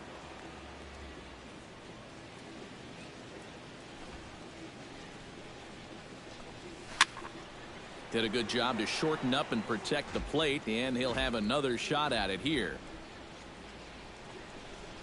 He takes strike 3 called on the fastball. Couldn't pull the trigger, and there are 2 away. Well, tough to start a game much better than this. He's run through these first 5 guys pretty easily. This is already his 3rd strikeout of the ball game. Looks like he's in it for the long haul here. Brock Holt into the box here in the top of the 2nd, looking to keep this inning going. They make their 2016 debut. Took a little off, and it's in for a called strike 1. He's probably not going to throw too many first pitch changeups. That's a pretty darn good call. No score here as we play inning number 2. Hot shot to third. Fielded cleanly by Pujols. Throw to first in plenty of time, and the side is retired. Red Sox go down 1-2-3. We'll go to the bottom of the 2nd. No score. 1-0 pitch, called strike against Mata, 1-1. Prince Fielder will stand in, and you can see that early season average up into the high 300s now. Fielder. The first couple of innings, he will be there the rest of the game. He's not there now as they bring up here the press box. Swung on, hard hit shot off the glove of Davidson. Gets under the backhand and rolls down the left field line. Garcia sprints to cut the ball off. Mata will hold with a leadoff base hit. We're assuming that will be a base hit.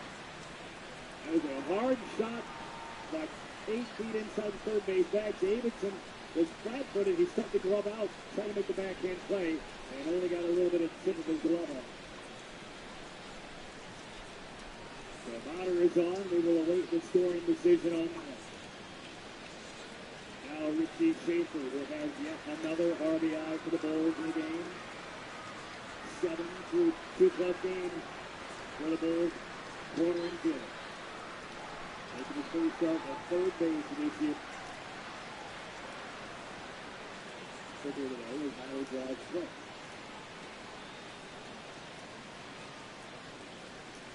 Still no firm decision on that shot hit by Mott. I would give it a hit, but we'll see.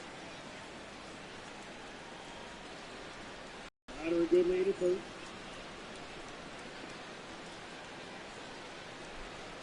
And the pitch home from back. It will be a base hit for Taylor Mata. Hit number 3 for Durham. Mata is on to begin the 3rd inning.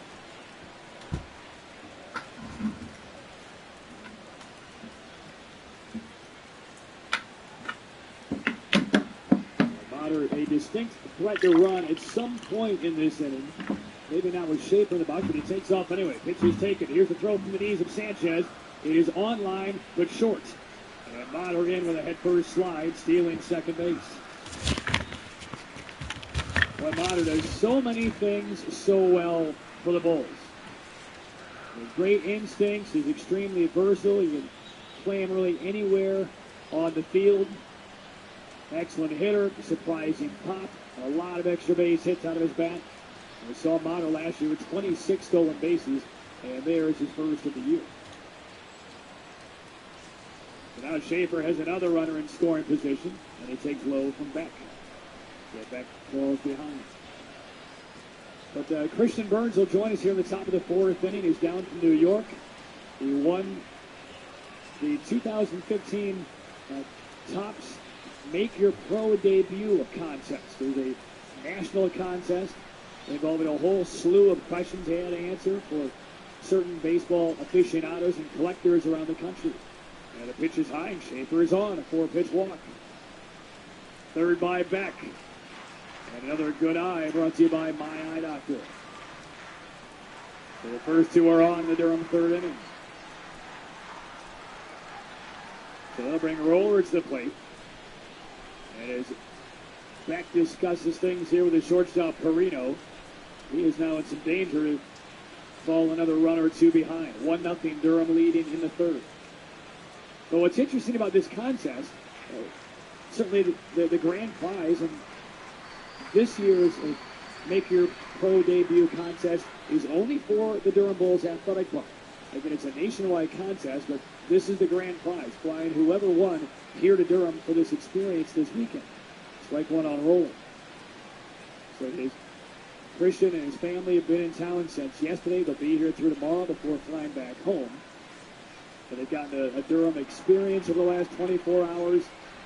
And now the experience is to be on the field. Now that coaching first base was not one of the portions of the prize. That was kind of an extra throw-in by Jared Sandberg. Roller, line right to third, caught by Davidson. Looks around, and nobody to double up. So Roller goes opposite side. Soft little slicing liner flagged by Davidson. And good awareness by Motter and Schaefer not to get double up. First out, though, and the runners do not advance. That'll bring up Robertson. So even more to this experience. We'll hear all about it in the top of the fourth inning with Christian Burns. So Jared Sandberg called him into the office when he met him yesterday and said, "You're going to be coaching first base." Now, this is not a guy who does not know baseball, so you would not throw a guy who wouldn't know the game out there to coach first base, but he's also a high school baseball coach, which puts probably a lot of hearts at ease. Beck missing outside on Robertson. So we'll hear all about the experience in the top of the fourth inning with Christian Burns.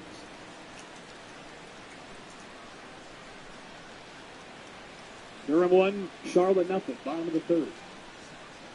Motter and Schaefer the base runners. And Robertson, the right-handed hitter. Straight up stance, waits on the Beck pitch, and it is a fastball too high. Now Beck, just like Schultz, has been working some very long counts, not in his favor. And the fastball sharpness has not quite been there for Beck. We've only gotten a couple of big league spring training games with Chicago. A little more than 3 innings combined in those 2 games. Here's the 2-0. And there's strike one. So outside of that, Beck was in minor league camp with the White Sox after he was optioned back.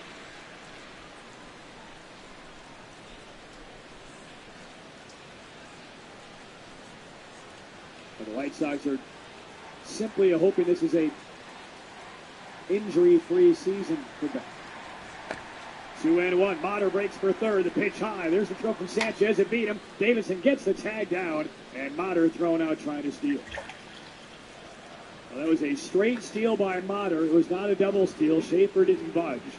And Motter breaking on movement from Beck to the plate. But you have to be right when you make that decision for Motter. Thrown out trying to steal third base. It's a much shorter throw for a catcher.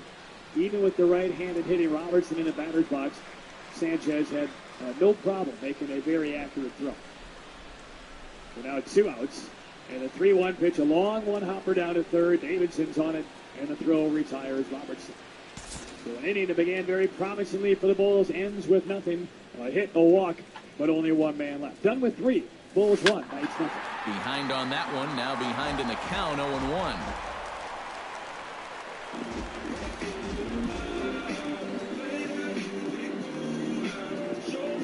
The 0-1 pitch. Lifted the other way to left center. Cespedes is there. And that's the first out of the inning. Now that we have a chance, take a look at the Red Sox on defense. It's brought to us by Majestic. EK, what do you got? Yeah, Matty, Dustin Pedroia, for me, one of the best second basemen in all of baseball. Real grinder. Won multiple Gold Glove awards. One of the best hitting second basemen as well. He's a perennial all-star. Just one of the best all-around players. Albert Pujols will stand in, and you see the slow start by the numbers as he's struggling to crack 200 on this new season. The fastball here as he'll take a look at ball 1, 1-0. Eric Karros, this Red Sox ball club, entering play here tonight. They come out of the gate slowly. Just one of their first 4 have been wins. And it's been a less than amazing start to the road trip, too. They've won just 1 of their first 4 games, so they'll be looking to turn that around here. Bottom of the second here with no score.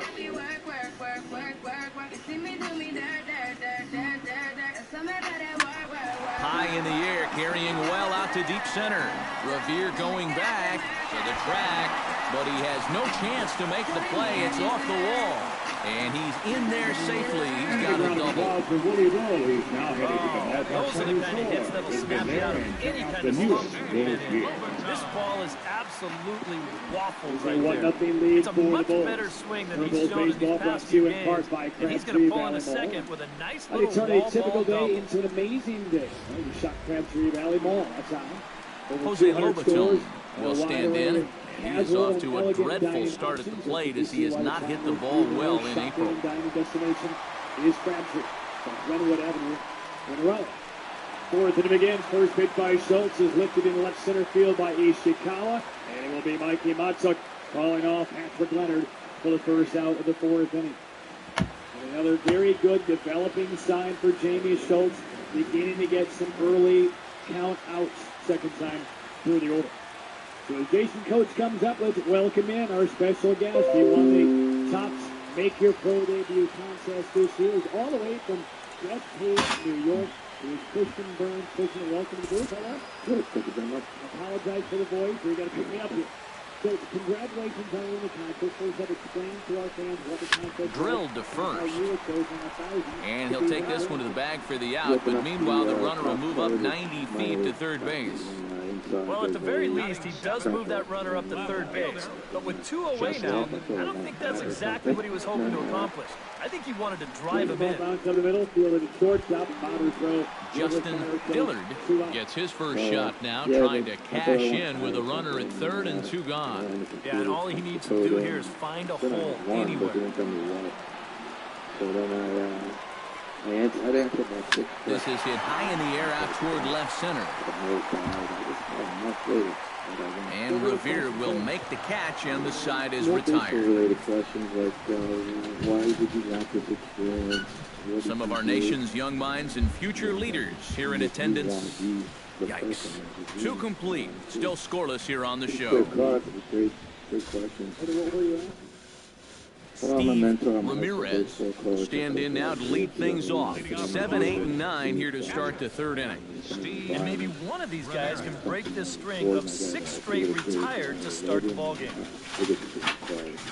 But baseball has been a big piece of your life, correct? Yeah, everything, pretty much, yeah.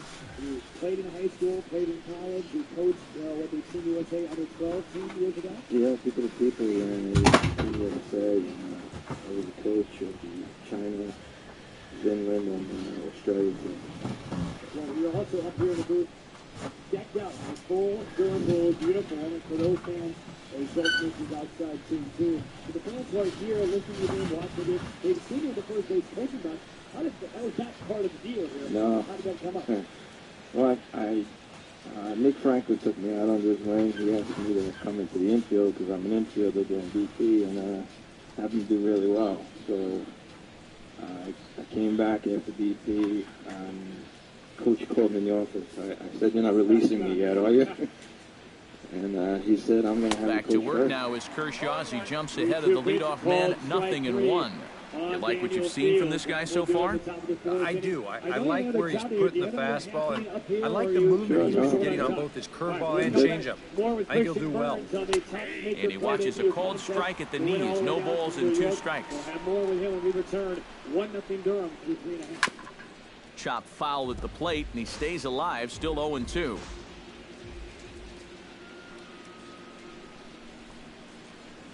Now a swing and a miss as he picks up another one. Make it 4 strikeouts already, and there's your first out. And this is one of those guys that you can spend all your time in the video room watching what his pitches look like, but until you get out there and see it firsthand, you just have no idea how much his stuff moves around. Here's Kelly Johnson.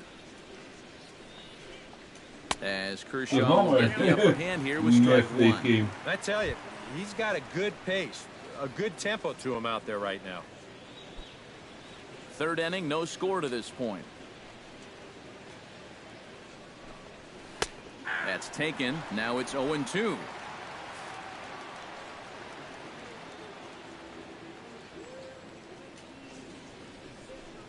And he struck him out as well. So the bottom of the order providing little resistance here, and there are 2 away.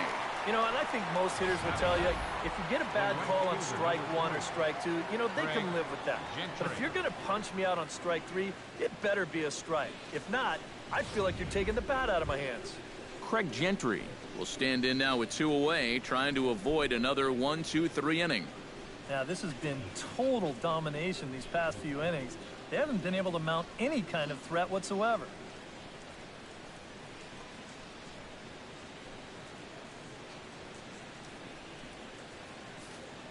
Kershaw gets the sign. Here comes the first pitch. And they start him out away with a cold strike. Wow, he is spotting that Still fastball on a dime here early on. on. The bottom of the 4th inning. Durham Bulls baseball brought to you by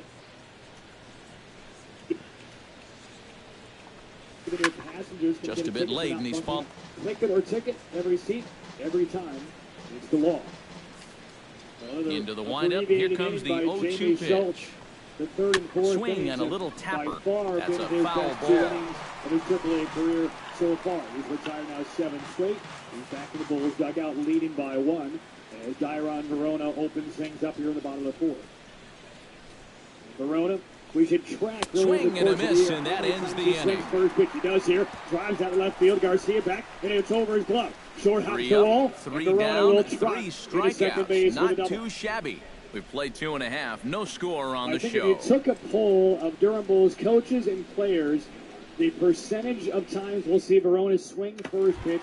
Alexi Amarista will stand in as one of the stars from yesterday's ball game as he had 3 hits in the victory. It is a high aggression swing.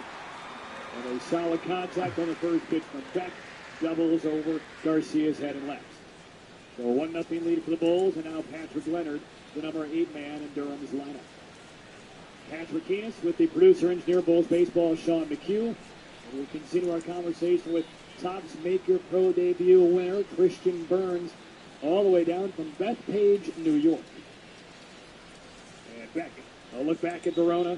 First pitch down and away on Leonard. And when anybody hears the name Bethpage, they think golf. They think major tournament. I know Jared Sandberg and Kyle Snyder do. Speak about Bethpage. Have you played, and did Jared and Kyle Snyder ask you about Bethpage? Yeah, and I grew up there. I played high school baseball there, and the golf course is the big draw. Everybody plays there. Pitch bounces in, gets a few feet behind Sanchez, but hey, what? He's going to score him. He's going to stay until 50. Getting on the mat. What did Jared Sandberg angle for a free-round of golf? Not yet, but I might owe him. That might have been the reason he gave it to Jersey, played the first base coaching job. Yeah. So let's go back to you coaching first base. Let's talk, I guess, in that first inning. After Richie Schaefer singles home Motson with 2 outs, what'd you tell him? Oh, it's a great job by him. I mean, he muscled it out there. 2-ball counts on Leonard. The leadoff double has Verona rocking to a lead at second base, and ground ball yanked foul by Leonard. Richie's great with it. Now, you told me during the commercial break you grew up a Mets fan, but now you've transitioned not to the Yankees, but to whom? No, the Red Sox. How does that happen? A couple of my friends were Red Sox fans. I went to Fenway, and I love the way they played. And Pedroia is just... The game was canceled due to bad weather. And the New York Mets buddies of yours, the fans, they divorced from you now? I still root. Oh, this game has been rescheduled for June 2016. I gotta give them some stuff about that. That wouldn't happen without that. So, Baltimore. Have fans noticed? Are fans wondering, hey, who's the new guy wearing number 1 in the box? Are they sending some words your way? They would all the time today, Mike. Hey, I collect cards. I go and autograph my friends. When I walked up the dugout, people like searching for my card. So it's kind of funny, but it's been good. Christian, speak to the experience. You and your family and friends came down yesterday. Besides coming to Bulls game, what have you learned, and where have you been in the tournament? Well, Hernan and Elliot, MLB, they brought me around for the past 2 days. I had dinner at the back of the road over here. It's great. Made me great to my family. Bring me down. Took us out for breakfast today. Everybody's here. I can't believe the first game the tournament played is being cancelled. I have to ask, have you seen Bull Durham? And if so, how many times? Yeah, I actually watched it the other day just to recap. Because the first game that was postponed was the Red Sox, today's Red Sox game. I was thinking I was going to wear that today. Base is empty, 1 out. 3-2 again on the way to Leonard. A swing and a miss. And back to strike tonight. The both starting pitchers begin to settle in a little bit. Been slightly more challenging for back as he makes his first real game appearance since the middle of June of this year. 2 outs now for Carlos Corporal. The Red Sox could have lost their 4th straight, but the game was canceled. Was going to be before you arrived versus now the reality of what this entire experience has been. What's surprised you? What's caught you off guard? Well, I never expected to be able to play the infield. I played the infield my whole life, so when they said I was going to shake fly, I just don't want to hit my head, you know. I got to play every position. I got to think Toronto had a I got to do all the things that I didn't think I would do. Coaching first days, I just thought I was going to be in the dugout. Fly ball lifted to right by Corcoran. Coach back a couple of steps, and he makes the catch to retire the side. Well, Christian Burns from Bethpage, New York, congratulations on your contest win and your experience here with Durham. You got a job to do. Go coach first base and get a few more runs. Thank you very much. All right, that is Christian Burns, the winner of the 2016 Sends that one out of play for strike Make Your one. Pro debut contest. If you're here at the ballpark, look for him. We'll be back at your first base coaching box in the bottom of the 5th inning.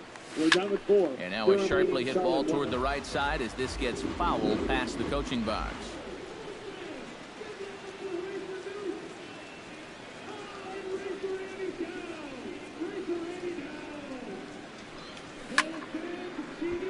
Another one sent foul.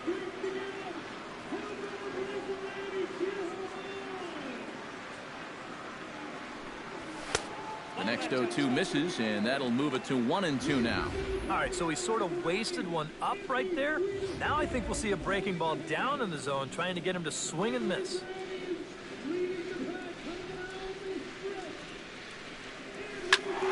A little late on the fastball, but he's able to spoil that one off, and he'll get another chance.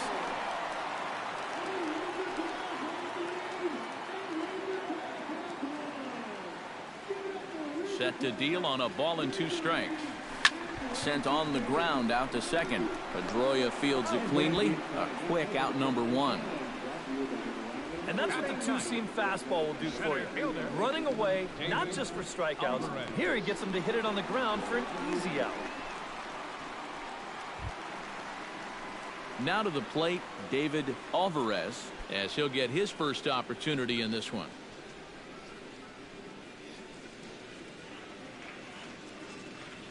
Into the windup and the pitch. Out in front of it, strike 1.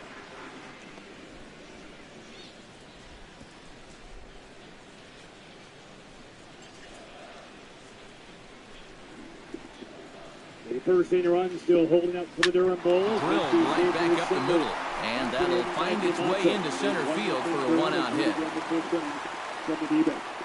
Bulls baseball brought to you by This is what you call an ambush swing right here. You're hitting in the back of the order. You're looking dead red early in the count, kind of just hoping the pitcher might relax and forget about you for a minute. Then you get that fastball middle in, and you jump all over it. You get the first in line. As the kids run the bases on Sundays. For all of the details, go online to DurhamBulls.com and sign up. Here's Ben Zobrist now. Pitches a cold strike. The throw. Not in time. He's in there at second. If you're a stolen base kind of guy, most of your stolen bases are on the pitcher, not the catcher. But this was a slide step that he used right here, and he still stole the base. I think you got to blame the catcher for this one. With that scratch-off ticket. Now joined by the director of minor league operations for the Rays. And here's a slider that runs inside that time, and that'll keep him from diving out over the plate. But one thing he's shown so far, not afraid to work inside. Yeah, with that base open right now, you shouldn't have to be afraid. If you do hit him, big deal. Get the next guy. Here's the 1-1. Hit out towards second. There is Pedroia. Throw on to first, 2 gone. A solo home run for Hector Sanchez. Ties the game 1-1. Now batting. Just Right as I fielder. say, it looks like a different guy. Cortez. Coming to the plate now, Drew Cortez. And he could give his guys an early lead if he can come through here. Oh, and it's so important to take advantage of these kind of opportunities early in a ball Settled game. down It can nicely. change the Now he entire gives a complexion fastball. of the I mean, game. on this level, And we'll have to leave it there as the play is made here to end the inning. A golden opportunity to get on the board. Here goes for naught. We're back with more on this Saturday night after this. What has been your assessment? Ben Revere will stand in now to lead things off, and he'll do so against a guy who's definitely in a groove out there. Number 2. Yeah, he struck out the side his last time through, and they've got to do something to get this guy out of the role that he's been on. 3 isn't AAA. It's a way different stage than AA Montgomery. And he'll power in a fastball that time at 94 for strike 1. 0-1 again, and he's at 100% on first pitch strikes, now in the middle innings of this one. No wonder he's pitched so well. You need him to finish strong right now. And he lays off for ball 1. Hey, he didn't get the call there, but he's making some quality pitches on that outside corner. Prepares for his 75th pitch. You can surmise this will be his final inning of the Kershaw looks in. Here's the 1-1. Rio swings and misses a big breaking ball. Can't keep the weight back, and he falls behind 1-2. Here he comes on a ball and 2 strikes. The location, the breaking ball has been much improved. And another foul ball. There's no doubt he would lead it up onside. You know, he makes a good play, doesn't out front. And with it being out front, it's hard, it's sharp, and it's in the zone, and he entices the hitters much better. Early, it wasn't even... Goes the other way, and this is in the air out to left. He'll put it away without much trouble, and the leadoff man is retired here in the 4th. 15. Second baseman Dustin Pedroia. One away, and here's the 2008 AL MVP, Dustin Pedroia.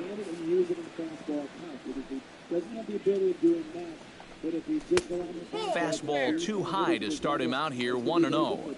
Old baseball guys would say they can hit a bullet when they know it's coming, and if you're a one-pitch pitcher, it's really hard to do at this level, let alone posting into the swing, and he pops him up over toward foul territory. And the first baseman can't get there.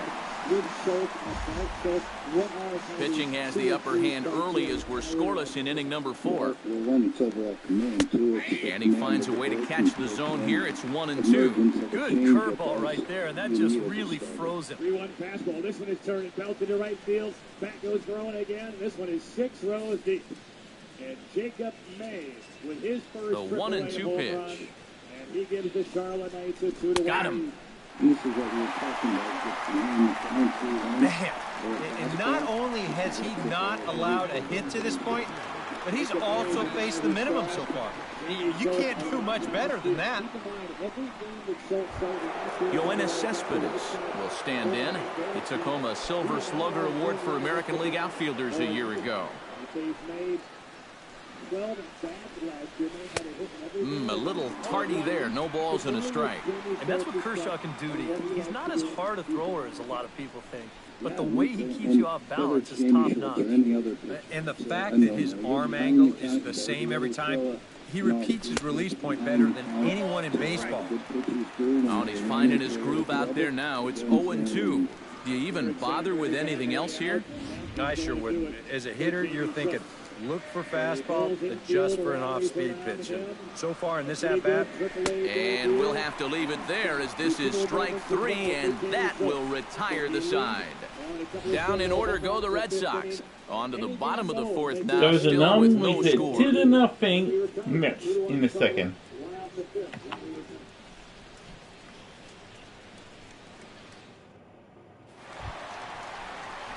Miguel Cabrera is set to lead us off in the home half of the 4th inning. Well, they still aren't even on the board yet, so this leadoff guy needs to get on so they can manufacture a run.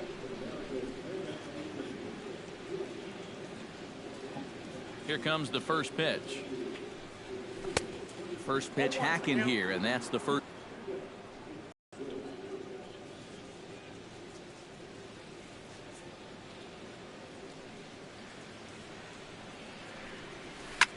Shot toward right center, and this is going to find the alley. Should be extra bases for Cabrera. Running hard, he's digging for second. And he'll get in there standing up with a leadoff double. Well, that base hit is going to get his hit streak to 6 games now, so he's swinging it. Prince Fielder. Striding into the box, Prince Fielder. He flew out in his last at-bat.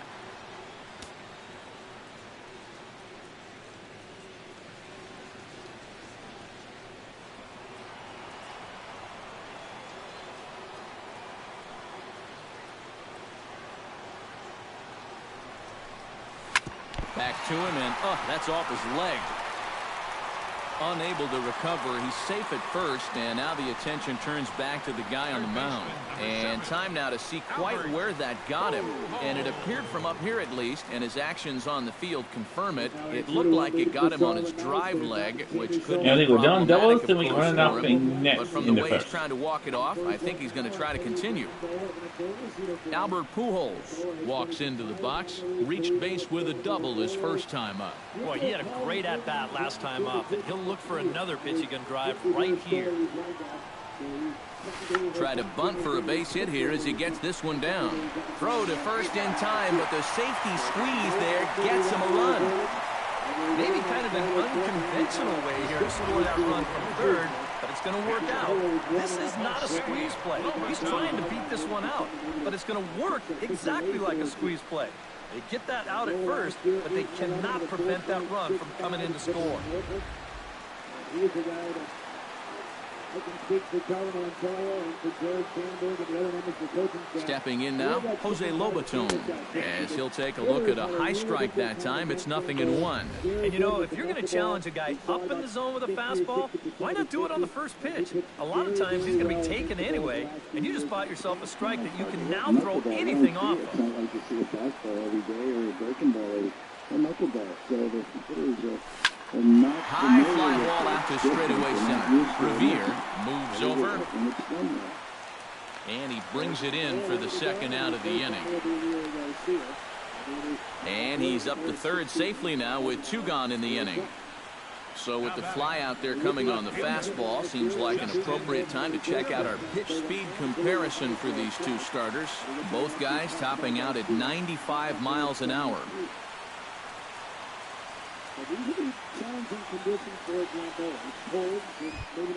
Justin Dillard is into the box for his second appearance. 0 for 1 with a fly out. 0-2 pitch. A weak swing. A little tap down to first base garage. Over the field is Roller. Left-hand turn of the bag for the second out. Roller unassisted to Tyler Garcia. A good position for you right now. He started almost those 5 innings. We can get a good outing from Eddie, and we can bridge the gap. We get a couple more runs. That's the way we hope the game can move forward for us here. The 2 outs have been Sanchez. Talk a little bit more about Gamboa. Number 1, on why he is an asset the Rays won the game with. And then number 2, how he fits into the pitching staff. Would he be the spot starter, the doubleheader starter if needed? Absolutely. And, fastball, knuckleball. Although the knuckleball is becoming more prominent than the fastball. We have Charlie Later, one of our pitching instructors. Little looper up the middle. There is Potter, left of the bag, makes the grab. And a nice opening start by Gamboa. 2 easy outs. It's an ugly looking swing. And Wilson Ramos releases on near to make it 2-0. Nets in the first. Nice take the lead in a pair of solo home runs. Middle of box, 2-1 Gamboa. First pitch coming. Here it is. Drilled on the ground to short. Oh, a reaching try as he knocks it down. In to score is the runner from third. It's a 2-0 ball game.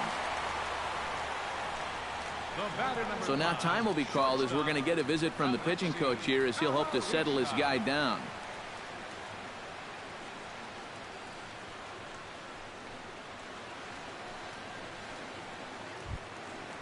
Alexi Amarista steps in to try and keep things going now with a runner at first following the RBI single. And that's a nice job right there to drive in the run by the last guy, and it can definitely fire up a team when someone comes through big time with 2 outs. Hit hard on the ground to second. Pedroia has it. Throw in time, and the side is retired. So it's 2 runs on 3 hits, no errors, and a runner left on. We played 4 full. It's the Blue Jays 2 and the Red Sox nothing.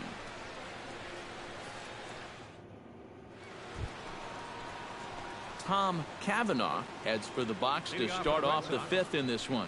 It's still pretty early, but they don't have any hits yet, so you need to get it going offensively.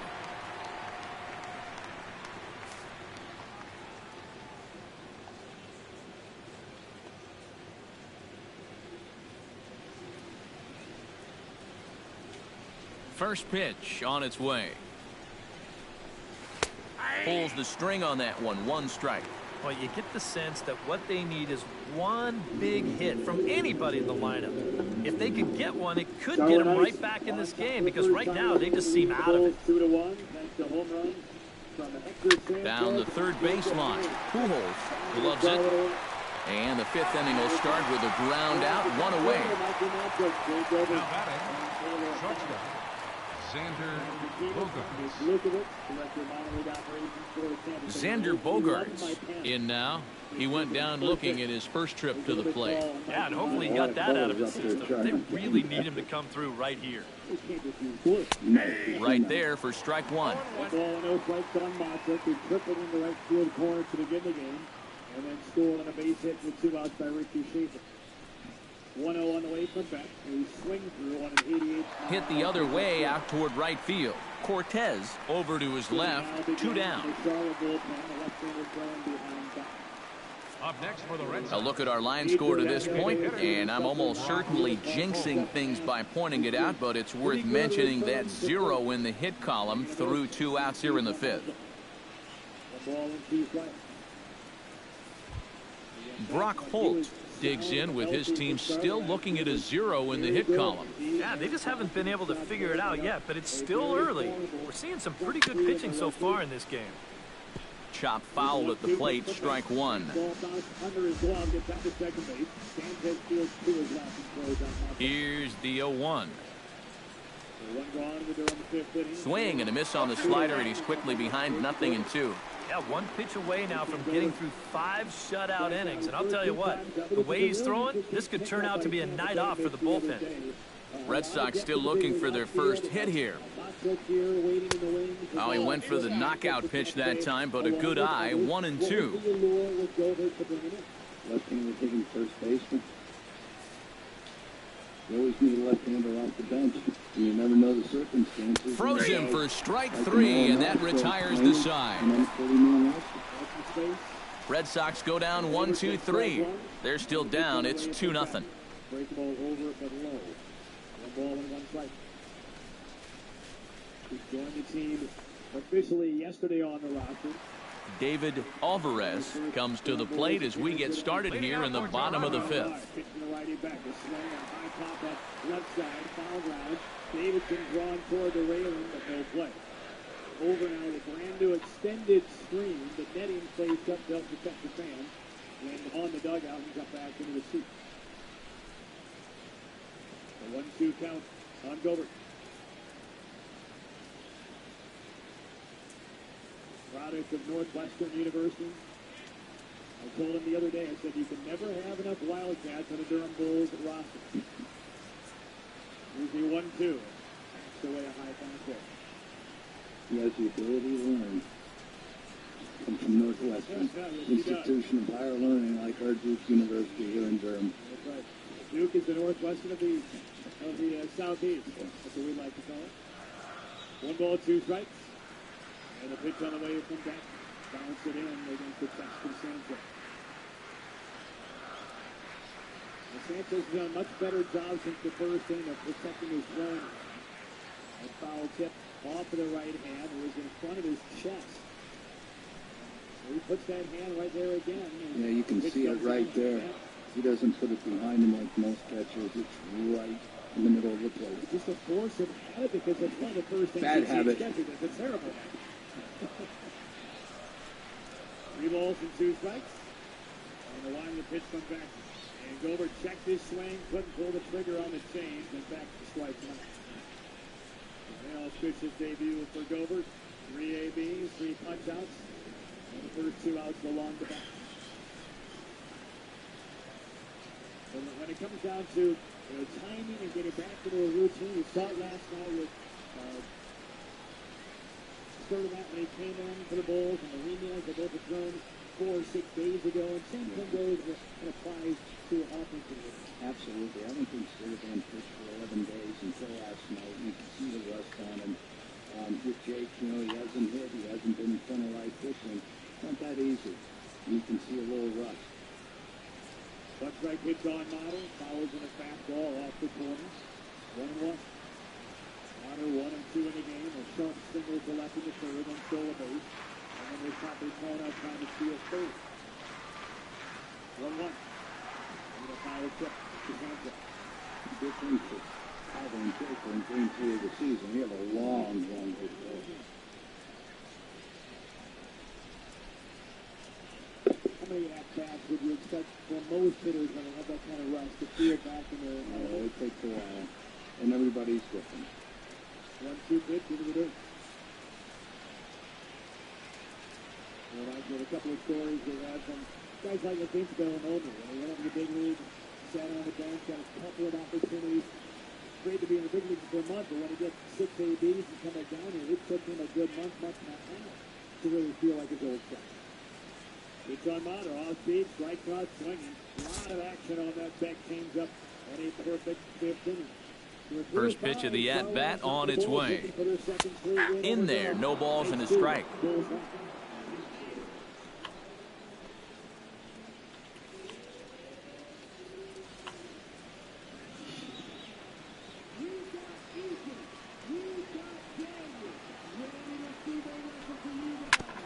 Smoked on the ground up the middle. Gloved by Bogarts. And a spin throw gets him at first. A fine play there for the first out. Nicely done there at short as you see him ranging to his left.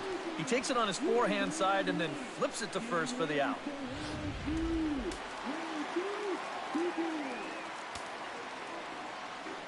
Here's Ben Zobrist now. As he will take strike 1 on the fastball here. No balls and a strike. That's one of those fastballs that just never feels like it's going to be a strike. It's up at the letters, and that's a tough one to do anything with. The 0-1. Swing, and he puts a charge into this one. High and deep, and you can't forget about it. This ball is gone.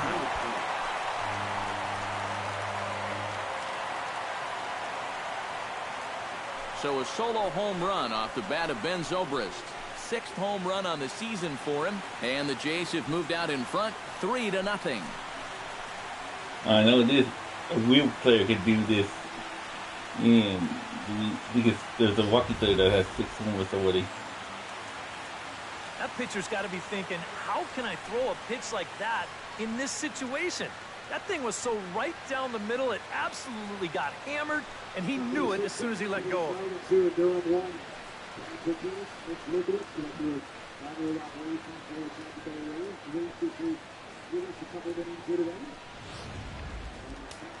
And with Prince Fielder lurking, we'll see a left-hander get up in the bullpen. Standing in now, Drew Cortez has to swing and lift a foul ball off to the left and out of play.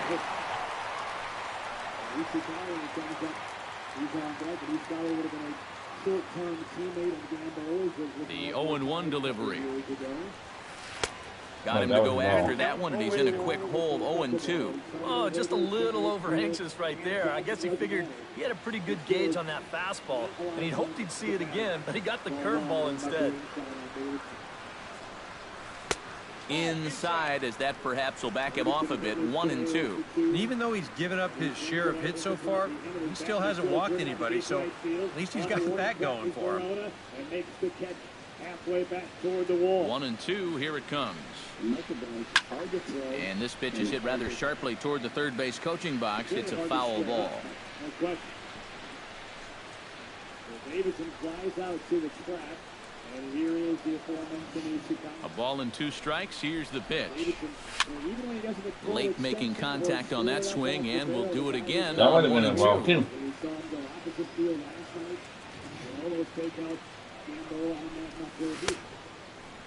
Started to chase there. They'll appeal it down to third, and no swing. It's ball 2. Ready on 2 balls and 2 strikes. Here it comes. This is hit the other way out toward left field. Cespedes is going to get there as he backs up to put it away, and there are 2 gone now. Nice. A good pitch there to record the out. You can see on the graphic with 39 strikes, his ball-to-strike ratio is way out of whack. Just seems like guys are up there swinging at just about everything he's throwing. Stepping in, Miguel Cabrera. He'll try to follow up the double in his last at-bat with another big hit right here. The first fastball we see from Gamboa in those out. 3 balls and 1 strike with Coates on deck. Target in the catcher top run. There is a 3-1 fastball, but it is off the corner. A 1-out base on ball for Ishikawa. Came in at 84 miles an hour. And that's about where his fastball is. He's primarily a fastball guy when he's on college at UC Davis and converted into his minor league career. And that's not an easy thing to do. When you throw so many knuckleballs in a row, and then you want to come back with a four-seam fastball, it's a whole different grip. It's a whole different feel. And I'm just going to make a comment on that. It's hard to do, and that's why he's here. Ball 1 on Jason Coates. Well, did you see Dan Johnson in spring training throw? He was brought in by the Rays. He was converted to a knuckleball pitcher. But I know he was let go late in spring training. 1-0 pitch, swinging. Dan Johnson always just showed the knuckleball even when he was a hitter. Then when we signed him as a pitcher, we didn't see much of it. So. But we wish him well. He will always be a Tampa Bay Ray legend. Absolutely. Ishikawa at first base, 1-1 count. Gamboa's pitch, a chopper.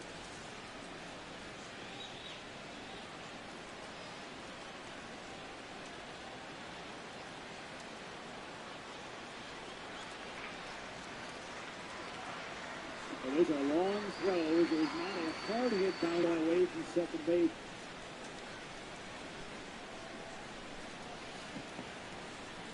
But he has a very strong arm, different angles. It's a plus arm, and if anybody could do it, be the start.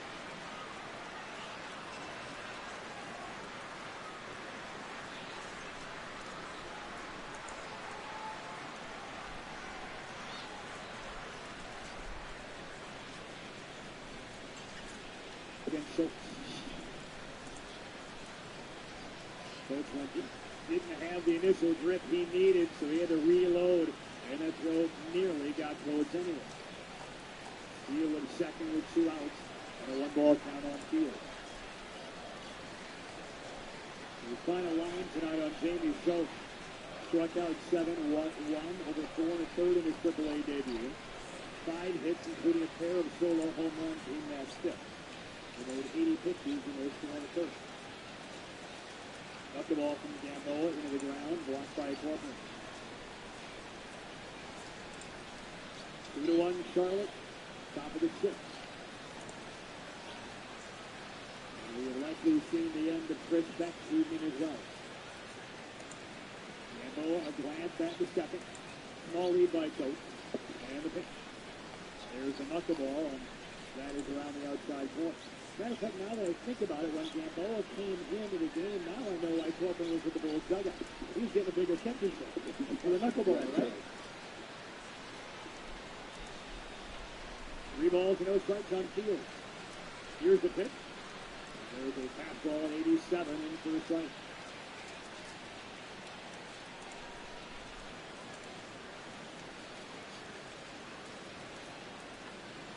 Three and 1 with 2 outs. Another pitch from Gamboa, called strike. Back to the fastball again, and it's a full count on field.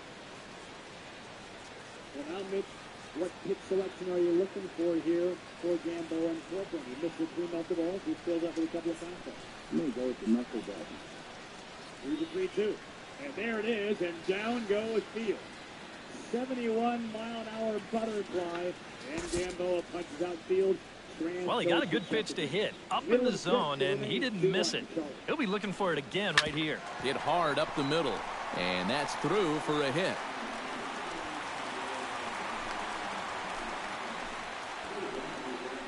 And at this point, I don't think you could expect anything less than a two-hit ball game from this guy.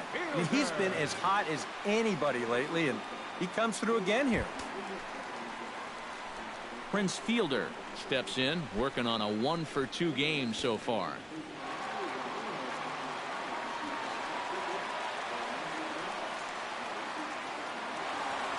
Some action out in the bullpen. Couple of right-handers starting to loosen up.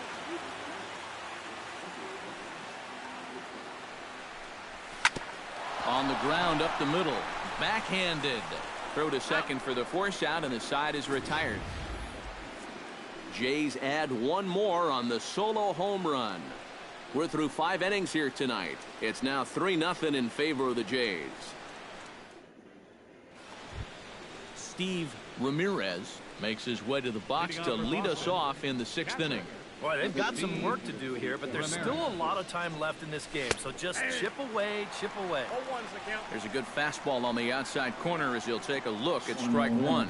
For that man right there, you need look back only to his last start to see a performance like the one he's shown here so far. And well on his way to another great outing. And that's what you get when you mix your speeds and throw a lot of strikes. Throw to first gets him, so the leadoff man's retired here to begin the 6th. And all through this winning streak of theirs, we've seen some great starting pitching, and this has been another very good performance. Good enough to most likely keep that winning streak going. At the plate, Kelly Johnson. He got called out on strikes his last time through. Yeah, it's always a frustrating thing to go down looking, but you know what? Everybody does it. So you've got to let that one go and make the next AB count. And he gets ahead here with the fastball, strike one. And I wish more guys would pitch like this. I mean, look at that pitch count right there. That is really low for this stage of the game, and it's because he's throwing strikes and challenging guys. Hard hit ball to second. And the 6th inning is progressing quickly here, now 2 away. And I'll tell you what, a 3-0 lead with the way this guy's throwing must look like a 10-0 lead to these guys. I mean, they just haven't been able to solve him at all so far. Craig Gentry is into the box. He was a strikeout victim in his first try. Boy, that was a good changeup that got him last time, and I wouldn't be surprised to see them try to work that off-speed stuff right back into their game plan here. Now the 0-1. Tries to shave the corner with that pitch, but it's 1-1.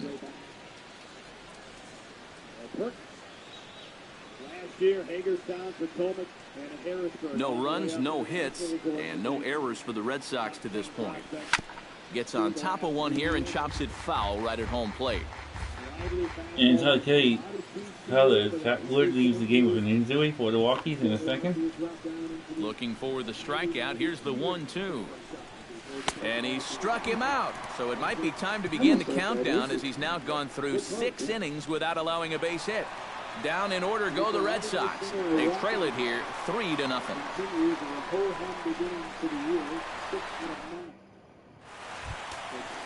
Albert Pujols gets things started here in the 6th for the hometown team. Albert Pujols. And now Boston's bullpen springs into action. A left-hander and a right-hander begin to throw. Most unusual circumstances around Kirk. He's not in his time with the Nationals organization, but his time almost in the Rangers organization. There's a Mizzou down low. Back in 2009, when Kirk was signed out of the 2011 draft, but on the 2009 draft, he was taken out of high school. He had agreed to a $6 million deal with the Texas Rangers. Here's a Cadillac. 2-2 from Kirk. Fitted Schaefer with a fastball. At that time, the Rangers were going through an ownership change, and Major League Baseball had overtaken the finances of the Texas Rangers at that time. And when Kirk and the Rangers agreed to that deal, Major League Baseball said it was not going to agree to this deal on behalf of the Rangers. And so Kirk decided to go to TCU, came out of the draft a couple of years later, and there's ball 4, a little bit low on Schaefer. That's rough. That's $6 million on the table. That no more. Now, I'm not going to feel all that sorry for Kirk because when he was taken 5 years ago in the third round, he did get a major league deal with the Nationals of $2.75 as his bonus, but a guaranteed almost 4 1/4. So Still pretty he was good. able to recover a decent chunk of that money, about 67%. But still, I've not heard of many of those kind of harrowing stories involving drafted baseball players when Major League Baseball was kind of the surrogate of the Texas Rangers.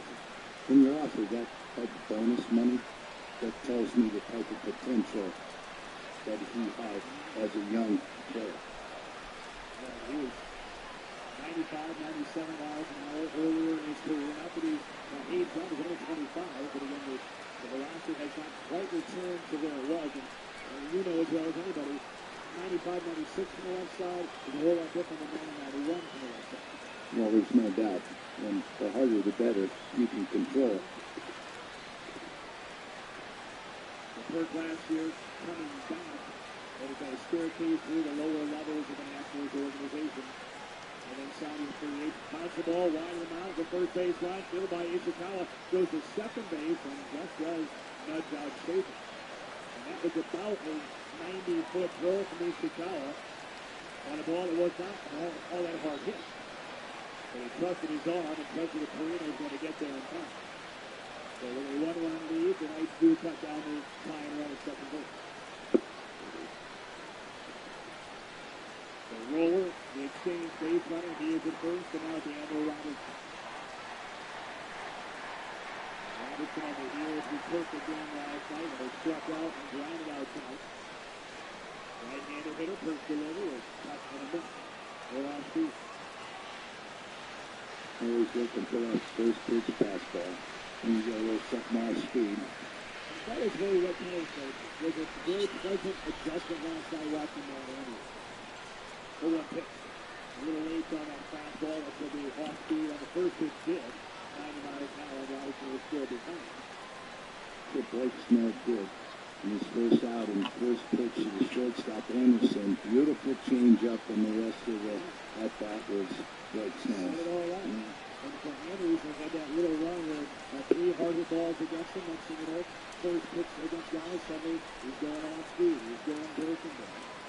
And all of a sudden, the game was made much more manageable for him, and he was dictating and made that subtle adjustment. They had a tough time at the plate, knowing what was going to be pitched to him. We talk about his advancement through spring training and the end of last year as Robertson cuts on a pitch in the dirt and chases it and strikes out. But that was evidence to me on exactly what you were alluding to a couple of nights so far as Andrew showing the major league type pitcher he is capable of and the changes he continues to make to his game. His stuff was much sharper from the day he got here. And he has the ability to throw the off-speed pitch in hitters' counts. And to me, that's a key to having success not only here but also in the big leagues. Outfield shaded a bit to left center, the first pitch. Pitch after it is Revere. He's got it one away. Well, he is definitely doing his part out there. See his line so far. He's keeping his guys in the ball game. He's just not getting any help offensively. You're saying they got the scouting report. Jose Lobaton will step in now. He's bounced out and flown out in his first 2 plate appearances. Marino shifts to his right to get in front of it. Sidearm toss to Sanchez. Will retire at his side. So no runs, no hits, a leadoff walk. Nothing else for the Bulls. Ready to deliver. Here's the first pitch.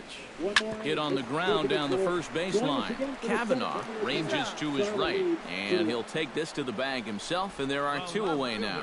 Number 9, Justin Dillard.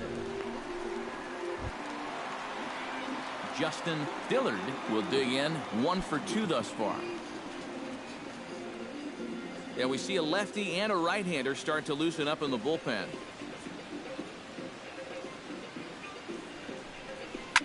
Short, hit hard, played on the backhand. On to first, and can you believe it? A 3-pitch inning, and just like that, the side is retired. 1, 2, 3 go the Blue Jays, but they're on top by a count of 3-0.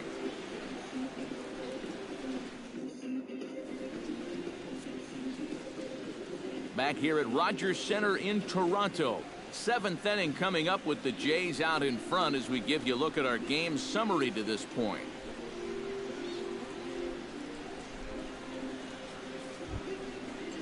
Ben Revere will stand in, and he, like so many others, hitless in the ball game so far. Well, we've been talking about it a lot, but this offense is just getting shut down right now. And we've seen some really fantastic pitching in this one. Watches a fastball right there for strike one. Yet again, another first pitch strike. And it's a big reason of why he's having the success he is. You establish the count in your favor right away, and it just opens up the door to so many more options going forward. He's ready. Here's the 0-2 pitch. Durham slapped hard the opposite way. Oh, the first hit. Sliding effort there, but that ball had eyes, and the leadoff man's on base to start the inning. Well, it took him till the seventh, but he gets his first hit of the game here, and that'll extend his hitting streak. Certainly in this streak, he's had a lot of those opportunities come late in ball games, but he extends it again with another clutch base hit. Dustin Pedroia will stand in, and Steve, with the no-hitter gone now, he's got to remind himself he's still got work to do out there. Yeah, he sure does. This game is not over by any means. You've got to take any no-hitter thoughts and put those out of your mind and go back to focusing on the task at hand.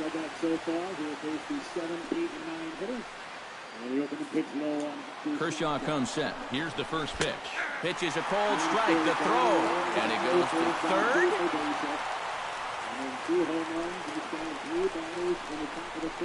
Swinging a soft liner, and a throw on by Zobrist gets him at first for out number one. Well, this is why this guy's in the number 2 spot to begin with. Normally, you're going to put a guy there that has excellent bat control. He's able to steer this one to the right side and get that runner to third base with just one away. 1-1 count on Sanchez. Sanchez home run to get the tie of the game. Here's Yoenis Cespedes, as the first pitch to him is in there for a called strike one. And in this spot, you got to pitch for the strikeout here. And this is a guy that's gone down twice so far, so you do have that in your favor. Kershaw still unscored upon here through 6 1/3 innings. Right by him here, and he's set up for another strikeout here. The count to 0-2. Any surprise they're attacking him like this? Those are 2 good pitches.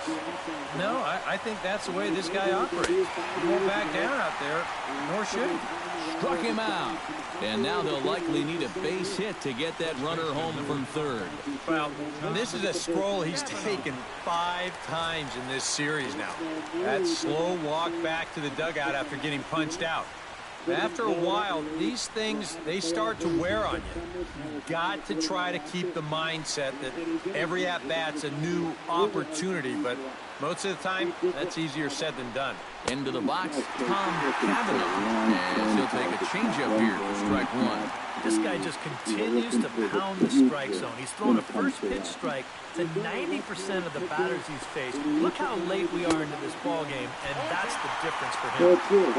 Swing and a miss on the slider, and he's quickly behind 0-2. Another good pitch there. I'm not sure he's thrown a bad slider tonight. Every one of them has had a ton of movement. Very weakly on the ground. That goes foul, so he stays alive with 2 strikes. Has to be thinking strikeout here. Swung on and missed, and that's the final out of the inning. Back-to-back strikeouts keep him out of danger. We're back to Toronto after this. A nice pitch, 3-2 knuckleball, 71 miles per hour. He's showing the confidence of that knuckleball. Craig Breslow will get the ball now as he'll take over on the mound to start the home 7th. Craig Breslow. Absolutely, let the ball do the work. Alexi Amarista will stand in again. A couple of groundouts for him on the ledger in his 2 trips so far. Yeah, just sort of rolling over on it, guys. See if you can make a small adjustment and get through one here.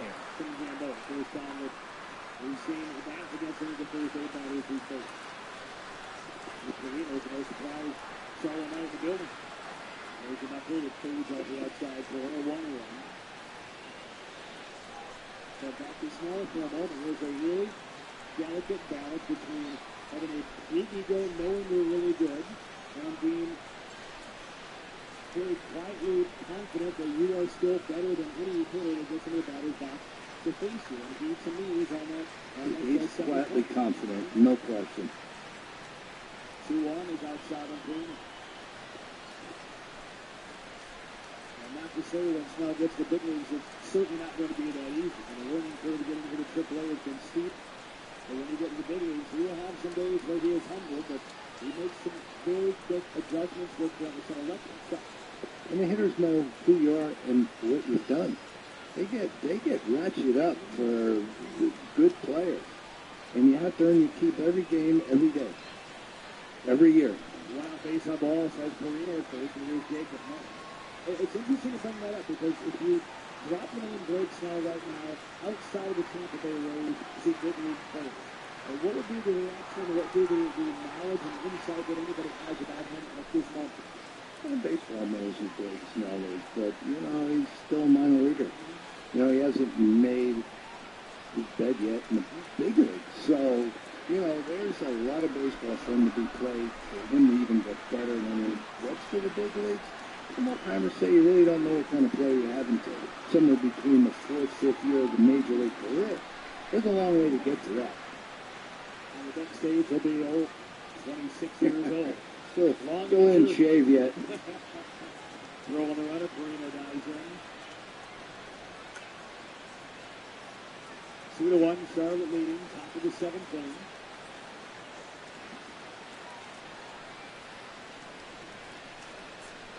Runner first is Perino, and Gamboa out of the stretch. High leg kick, and the fastball is fouled back. Now, these are the situations that we've seen from Gamboa when he was a starter for the Tides, pitching against the board. This is where you could get him into fastball situations when he had speed on at first base, where he and his catcher had to control the running game. He might see more fastballs, but what he does do well, his stretch delivery time is excellent. And throw, and they just picked him off. Perino picked off by Gamboa.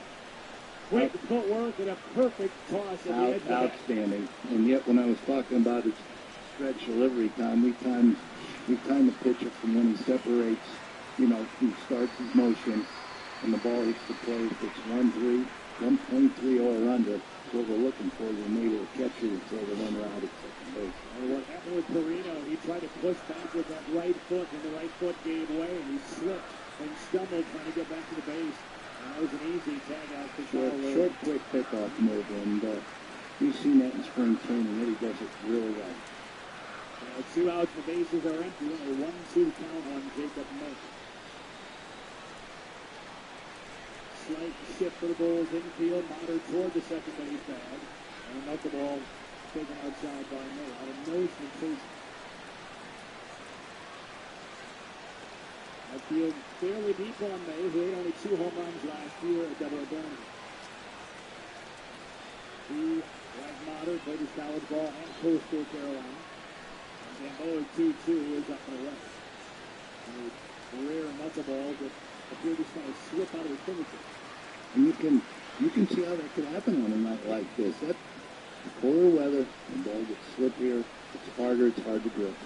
And a 3-2 check swing, strike 3 called, and Gamboa fans May, and it's 2 strikeouts for 2. And Mate Lutillo supposed to cut the next lead to 1, and Emily Hilaria, his strike was flagged to make it a tie game or 2 in the second.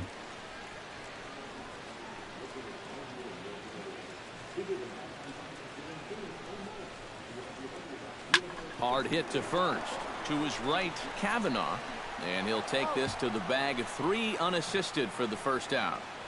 Center fielder number 33, David Alvarez. David Alvarez will dig in here. 1 for 2. He's singled and grounded out so far. Yeah, putting the ball in play, sometimes that's half the battle. First delivery to him on the way. Chopped foul right at home plate. It's strike 1.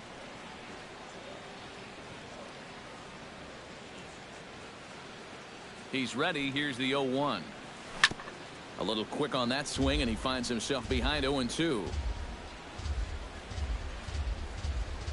3 runs, 8 hits, and no errors in the game for Toronto.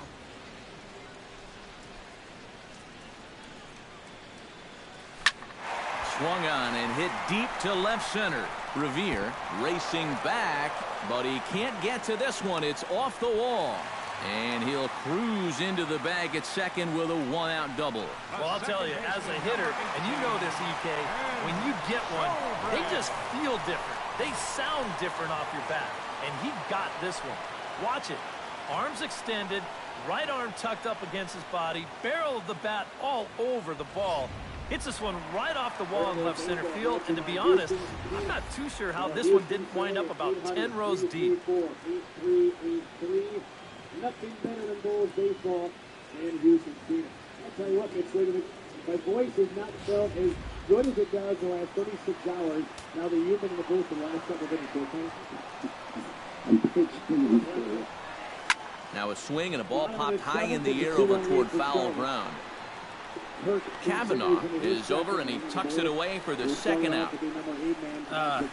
Popping it up is bad enough, but doing it on the first pitch, you know, and out of the zone to boot. I mean, this just is not a good AB.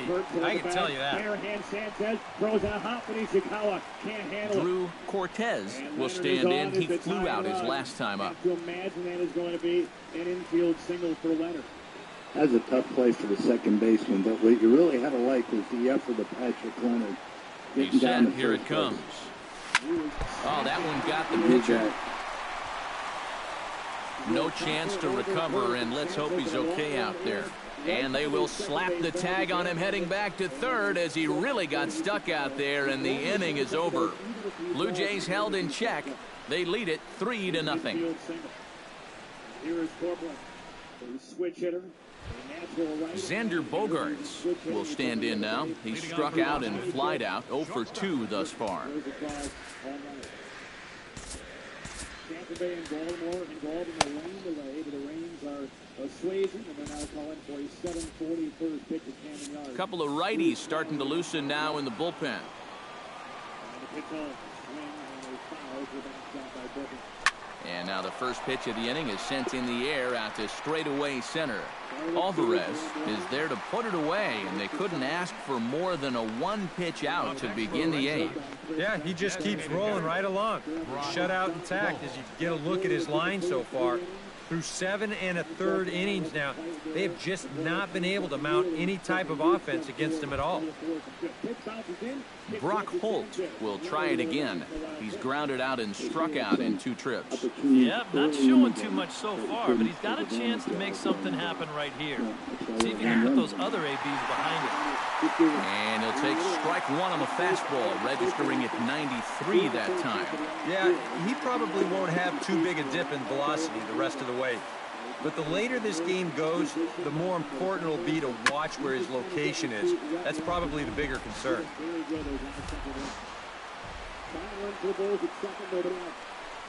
Got him as he just continues to mow down these hitters. 13 strikeouts now.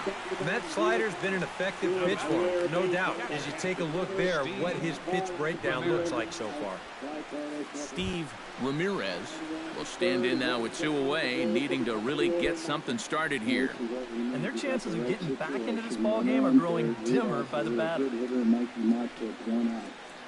Time to get the run. Looks like the infield's going to be playing in here in the bottom of the 7th. These are those situational occurrences that you hear a lot about during BP. Infield in, infield back, even fly ball through the down infield, a fly ball time. First offering on its way. Into the seats, 0-1. 0-1, here's the pitch. Line towards center field, and that'll get down for a 2-out single.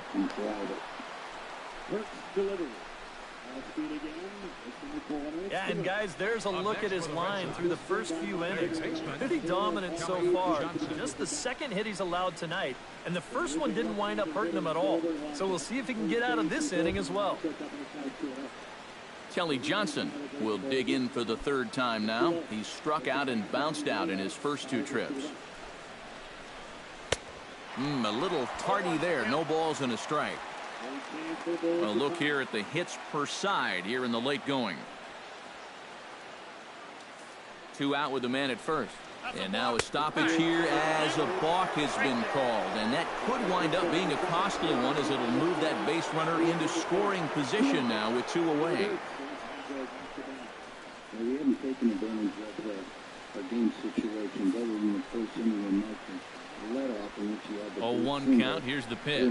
Goodness. 0-2 now. He's gotten that pitch past him twice here. Now do you push your luck or give him something else? Let it ride. Keep it out of the zone. See if he'll chase. 3-1 pitch. And he's going to add to the total. 14 punch-outs now as that ends the inning. 1 left for the Red Sox. They trail in this one 3-0. Miguel Cabrera digs in to lead off the bottom of the 8th inning. Well, you know, he's been on base twice in this one already, so let's see if he can do it again. In the field, in tight for the Knights, trying to protect the 2-1 lead. Robertson down at third as the tying run. Full count, spot foot, left versus right. A swing, a bouncing ball, the other way, weekly 5. Again, more off speed from Kirk and more kind of reaching for it on the swing by Mato. Yeah, it wasn't, looked like ball 4 to me. Truthfully, really, this at bat, out of the 6 pitches Mato to seen, only 1 has been in the zone with the 2-0 fastball. Sign given by Sanchez. And Perk again on 3-2. Breaking ball, swing, and Matsuk strikes out. That was another pitch. Down and in and out of the strike zone, and another curve. That's what we're talking about, the patience of a young hitter, where he didn't show he had patience, unfortunately, in his last at bat. So now it's going to take what the Bulls put together in the first inning. A 2-out hit to get a run in. And they boost doubles to me 2-0 Wits in the third, and that goes like goes in a double play to make it 3-0 Wits in the third. Right now we're looking for a wild pitch. The way we're hitting with runners in scoring position. As much as being lauded Luke Mailey the first 2 games of the season, especially last night, he was rock solid, stayed I think 12 or 13 pitches in the dirt with guys on base. There's another one near the dirt. Sanchez has been a little bit edgy here tonight. He lost a couple of balls, had 1 pass ball. A lot of balls been passed in and out of his mitt, but he's up to the task. He needs a little help from their catcher. Yeah. 2 balls and no strikes. Motter would bat next. Infield back everywhere but third, and a little shift to the pull side to Gobi. 2-0. Check swing, fastball, and ball 3. That fastball had a little bit of life on it from Kirk. And Sanchez really unhappy they did not get a strike call on. That's pretty good on the replay. 3-0. Robertson strides down the third base line. Kirk's pitch is far off the play, ball 4. So wouldn't you know it, Montauk the righty, up in the count, swinging a lot of pitches out of the zone and one him striking out. Goldberg takes 4 straight off the plate, and he's a bullet, first and third. Yeah, that's interesting because you have a left-handed pitcher with a left-handed hitter. A left-handed hitter who struck out 3 times before, and now they walk the left-hander to face the right-hander. So I think that's a break for us, and hopefully Taylor Motter can take advantage of it. Helps the reverse split on base for Goldberg. So now it's Motter, first and third, 2 down, still a 2-1 Charlotte lead. And good for Jake Goddard. And the pitch home from Perk, a swing, a high fly ball. Behind second base, Sanchez on the grass, has it, and that will do it for the Bulls in the 7th inning. Another leadoff base runner for Durham for the 5th time of the game, and they do not score. 7-7, 2-1 Charlotte.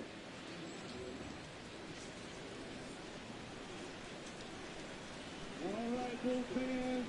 And opposite field as he lines this down the line in right.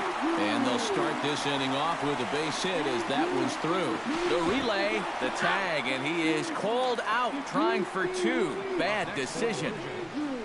Designated hitter, Prince Fielder. Prince Fielder gets another crack right here. He's got a hit in 3 tries to this point. Come on, Bull fans, help Andrew out. Oh, and he leaves the fastball up there. Mistake in location. He is going to pay for it dearly as that ball is sent over the wall. A home run.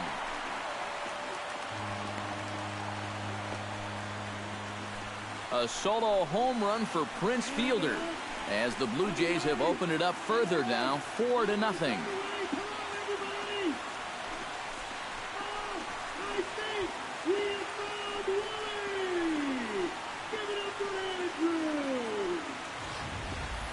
And guys, you wonder if this home run makes it an easier decision to send that starter back out there to maybe finish this one off himself. That gives him an extra bit of leeway here, and I have a feeling that might just sway their manager's decision into letting him try to go out there and notch the complete game. Here's Albert now. Couldn't hold up on the curveball there as he went around for strike one. To the top of the 8th inning of the 3rd game of the series, it is a 2-1 Charlotte lead. And Bull will continue for the Bulls. Faced only 8 hitters over 2 2/3 innings. And he gets a hold of this one again to deep right field. Gentry ranging back. He gets there and makes the play for the 2nd out of the inning. Catcher, Jose Lobaton. Jose Lobaton will stand in, one of the few guys not to join the hit parade so far. Yeah, guys, he's got to be feeling a little bit like that dog that gets left out in the rain while the rest of the family's inside by the fire. I guess he's just not seeing what everyone else is. And that'll get down for what should be extra bases. He's around first on his way to second now, and he will stroll in there standing with a 2-out double. Well, this guy's been in desperate need of anything, something. Give him something positive. So this is just what the doctor ordered. It's a mistaken location, no doubt about that. When a guy's scuffling, this is like a gift from heaven, as he jumps all over it and drives it for 2 bases. In now, Justin Dillard. Hit high and deep out there to left center field. Cespedes going back. He tracks it down, and that will end the inning. A run for the Jays on the solo homer. Last chance now coming up for the Red Sox. Jays out in front here, 4-zip. My voice less than 100%.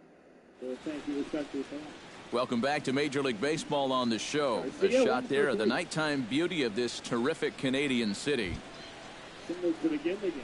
Striding in to start the 9th, Craig Gentry, and they'll need him to get something going here. And so far in this one, they're still getting shut out. So this leadoff at bat could be huge if he can just get on base, because they've been held in check all game. Cabrera ranging into the outfield.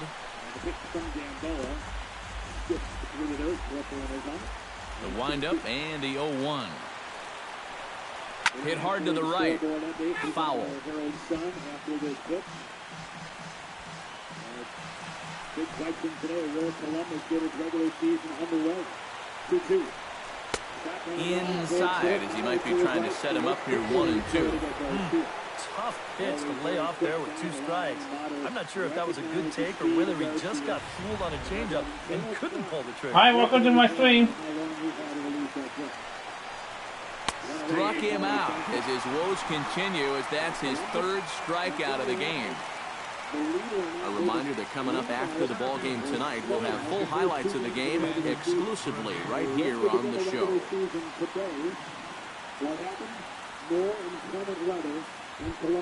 Ben Revere will stand in, needing to do something here to get on base as they're down to their final 2 outs. Yeah, and you just can't worry about the score right here. You just got to be able to string together a couple of base runners and take it 1 pitch at a time, 1 runner at a time.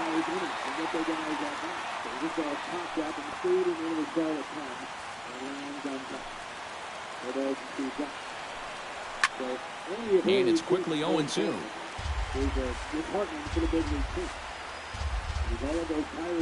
Bases are empty, 1 man out. To short. And Marista's got it. Throw won't be in time as he reaches it first.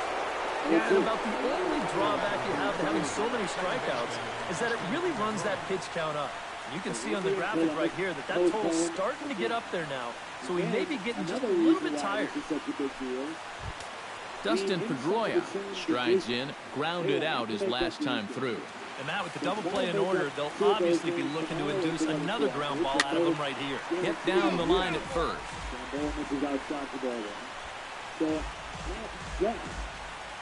Runner at first here, one man out. And here's one that misses to Pedroia, and the count evens at 1-1. 1-2.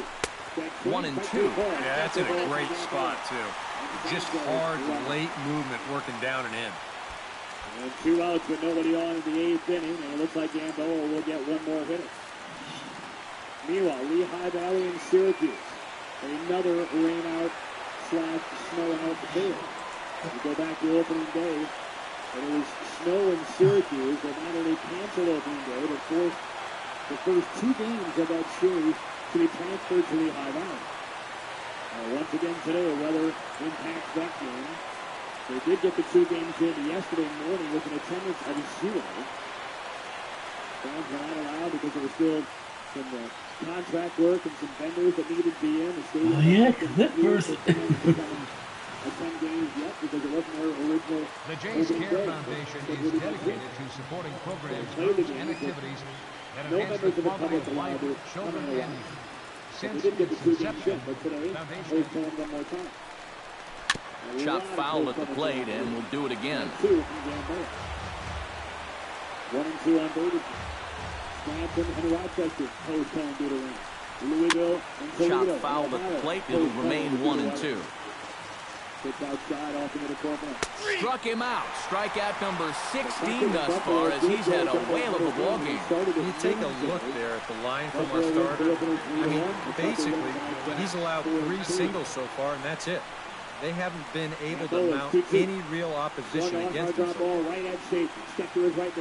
Yoenis Cespedes stand in now as their last shot here with 2 away in the 9th. And Tucker Buckhart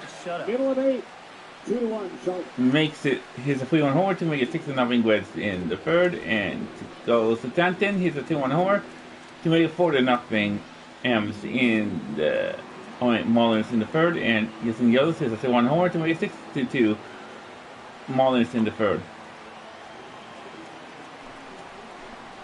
And he takes a pitch that's ruled a strike at the knees. Pretty liberal strike zone there. It's 0-1. And from that man's perch in the first base dugout, more of the same. You know, I think the calls have gone both ways, but I bet you'd have a really hard time convincing him of that. Swing and a miss, and the Red Sox are down to their final strike now. Boy, I'll tell you, to be down 0-2 against a guy like this with the stuff he's got tonight. Swing and a miss. He struck him out, and that'll do it here as the ball game is over. Well, we've talked about it all throughout this game. He was completely in charge, essentially, from pitch 1. And now he finishes off a masterful performance here, getting the complete game shutout.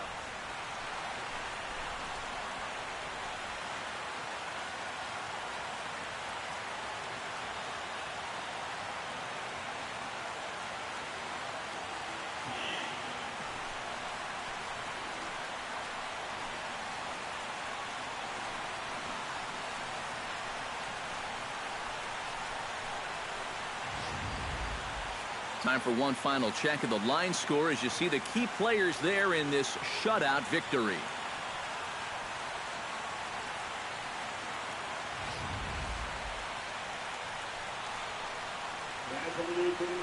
It is 2-1 in favor of the Charlotte Knights. And Philippe Omans is the new pitcher for Charlotte. And guys, you can't win if you can't score, so there's probably not a whole lot of debate about who'll take home top player of the game honors in this one. Yeah, really a dominating performance out there. Look at all the strikeouts. I mean, they just couldn't touch him. But Lehigh Valley started 10 games, then was at AAA Buffalo to wrap up the season. Signed by the White Sox as a free agent during the offseason, but a former first-round pick, 11th overall.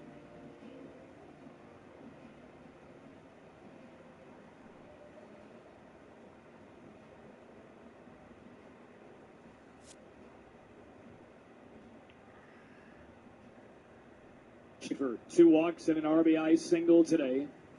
And the delivery from Almont. DK, Psycho, and the crew, I'm Matt Vasgersian. You've been watching MLB The Show.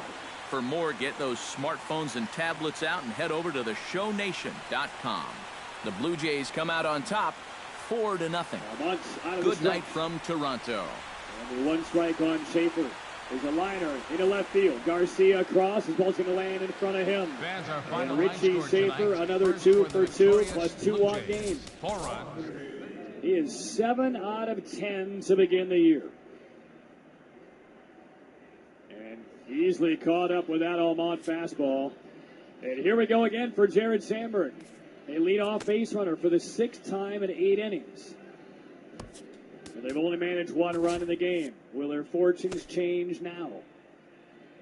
Kyle Roller, left-handed hitting first baseman in the box. 0 for 2 tonight. It's Sunday morning. Welcome to Inside the Show. Almont, Looking high first at pause. the American League East, And the Clayton right-hander Kershaw pitch. earned the win A while little bit punching out down. 17 Ball 1. batters, leading the Blue Jays to a win over the Red The Sox one other game 4-0. in the IL that The win was is their ongoing. 6th in a row. Surprise, surprise. The Rays amassed 14 Gwinnett hits and in the game Norfolk, and as the they beat Braves the have put O's in 7 Baltimore runs in the top 6-4. of the first. The Detroit Tigers cracked 16 Sean hits on the Kazmar, day Matt as they Tuyas, defeated the softball visiting homering in that Yankees opening 7-5. Ball outside, and it's John Danks 2-0 turned in a Roller. great complete game effort as the Chi Sox The got the Gwinnett win Braves are over off the to a Indians 2-0 6-1.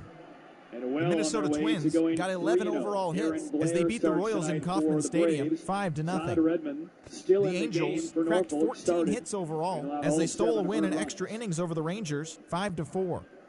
Almont. Ronald Home Gonzalez on roller was a on major 2-0. force at the plate with 6 Fastball lifted RBIs straight as back Oakland foul. took down the Mariners 9-3. The Atlanta Braves Tampa amassed Bay, Baltimore 14 hits game in the game scheduled to get as they got the underway best of the about 5 visiting minutes from Redbirds Camden. 5-1. Earlier today, The Washington Boston Nationals knocked beat the off visiting Blue Marlins Jays again, 2-1. 8-4. The New York Mets Despite 2 defeated home the runs, visiting the Fighting first 2 of the Phils year for Jose 4-2. Bautista. The Cincinnati Reds Yankees sank the over visiting Detroit, Buccos 8-4. 4-2. CC Sabathia The with Milwaukee his first Brewers combined to give up just 5 hits as they got the home victory Almont's against on the 2-1. Astros The pitch. 5-4. at the knees of The Roller. Chicago Cubs hit 3 The long White Sox balls scored as they 5 made it a times to the laugher bottom against of the the Diamondbacks 7th to beat the 8-2. Indians 7-3. The San Diego The Padres big hit allowed to that 5 hits in the 7th inning game for as the they White took Sox. care of the Abigail Rocks in Garcia, Colorado an 4-3. opposite field 3-run Adrian Gonzalez had an outstanding Chris 5 Taylor hits at the to win dish for the White as the Sox. Dodgers He's 2-0. defeated the rival Giants 11-1. Thanks for joining me. 2-2, That's all for Almont ready to today. go. Same Lead by place, Schaefer same at time first. tomorrow. Enjoy the games. And the pitch from Almont into the dirt, gets past Sanchez, deflects right back to him, throws to second base on a hop, and it's deflected into short right field, but Schaefer will stop at second. Schaefer content with just moving 90 feet. Ill-advised throw by Sanchez. The pitch went all the way by him to the backstop, but it hit off the bricks and came back to him near home plate. And tried to make a Herculean effort on the throw to second base. Had no chance. And it was fortunate that didn't turn into something worse. So Schaefer at second on the wild pitch. And now a full count on Roller. Well, these have been opportunities the Bulls have had at bountiful levels tonight. And if they lose this game, they can easily point at these reasons. 3-2 is low, and it gets past Sanchez. It's ball 4. Schaefer will hop down to third base. Now, that didn't look like it was in the dirt. We've seen Sanchez have a lot of struggles defensively in this game behind the plate. And that, to me, at least live, kind of live eyes, it looked like it kind of went off his glove, and maybe it would be a pass ball. And now Roller is going to be lifted for a pinch runner. It's Nick Franklin. So Franklin will pinch run. So on that 3-2 pitch, yeah, it was 8 or 9 inches off of the ground, and Sanchez just almost whiffed on it. So it'll be a pass ball on Sanchez, his second of the game. Swing, well hit ball, Robertson, right center field. Across the net goes May. It's over his head. Rolls to the base of the wall. Schaefer in to tie the game. Coming to third is Franklin. He's going to stop. And Daniel Robertson on the first pitch from Almont plugs the gap in right center for an RBI game-tying double.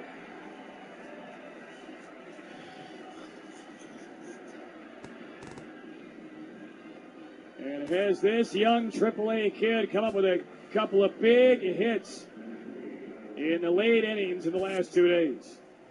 He homered in the bottom of the 8th inning last night against Webb to tie things up. Tonight in the 8th inning, it's a game-tying double instead. And that was stroked. Hi, Space Cat. And now the Bulls an opportunity to maybe steal this one in the late innings. I remember that. First pitch, swing and a miss. 0-1, pitch down in the dirt. So for the fourth straight time, we see Verona swing on a first pitch. Maybe 80% is too low.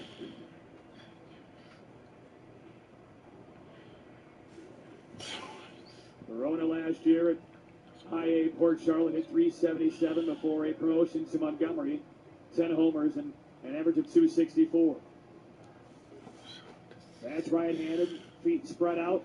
Almon's pitch, swing and a miss on a pitch in the dirt, blocked down by Sanchez. So it's 0-2 on Verona. And now with a very free swinging batter in the box. I mean, Almont already knows he doesn't need to throw anything in the zone to at least elicit a swing, if not a swing through. So the pressure will now fall on the catcher for the Knights, Hector Sanchez. If it is in the dirt, can he block one? Franklin, the pinch runner, the go-ahead run at third. Robertson at second. 0-2 pitch, and Verona takes high. Now that, I believe, is the first pitch we've seen Verona take all game. 2-2, last of the eighth. 2 hits and a walk. The Charlotte Knights and the Durham Bulls, both AAA teams. Gilbert Franklin, 1-2 delivery, strike 3, swinging, and Sanchez holds on to the slider. So Verona, a 4-pitch strikeout against Almonte. 1 out, but the Bulls still will have the infield in for the Knights and still be a fly ball away from a potential lead.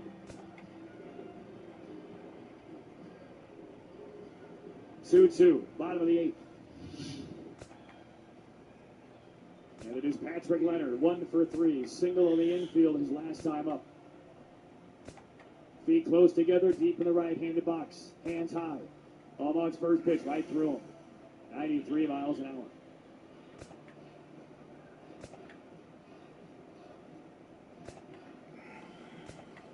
Durham 2, Charlotte 2, bottom 8.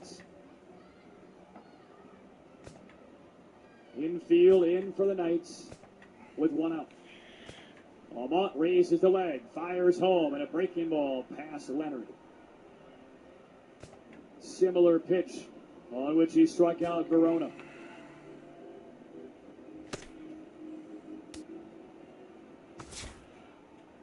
And now the pressure is on Leonard.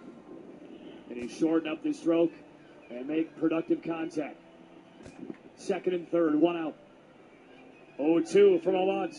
A little swinging roller foul down the first base grass, rolling up against the screen.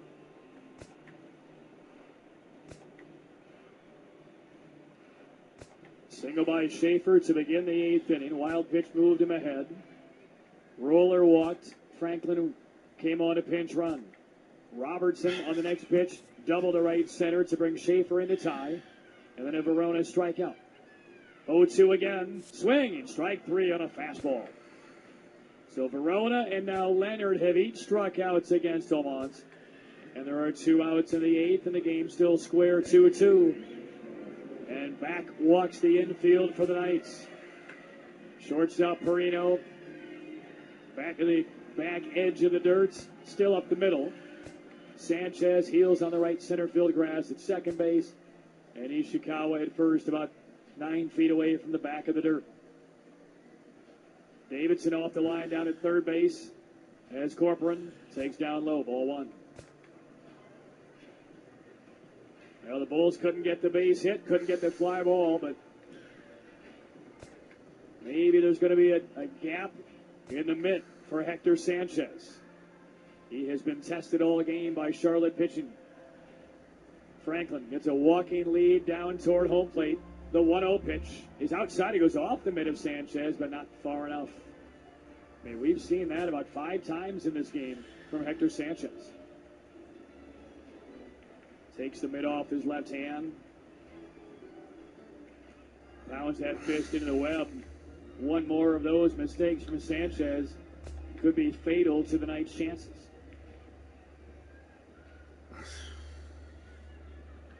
Two-ball counts on the switch hitting Corcoran.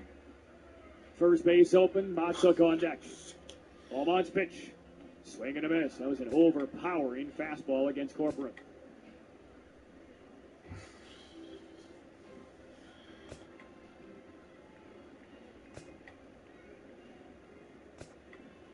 Two and one. Sappington still throwing in Durham's pen. Almont, the big right-hander. Stretching, and a pitch. Off speed, strike two. Slider at 85, froze Corcoran. And clearly Corcoran was expecting fastball. Because that slider was not a particularly good one. It was, the velocity was a little bit harder, but it was fairly flat through the zone. 2 balls, 2 strikes on Corcoran. Leans back in that lefty stance. The target down by Sanchez. Here's the pitch. Swings at a slider, grounds it foul down the first base side. It had Corcoran out ahead of that pitch.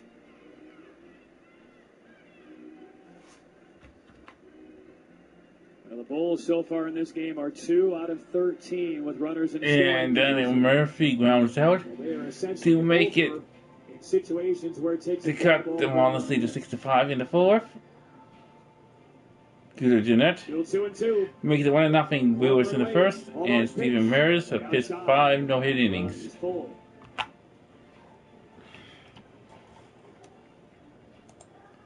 now Corcoran is probably thinking to himself, what am I going to expect here? First base open, 3-2 count, right-hander next. Will he get the slider from Almont, or will he get the fastball?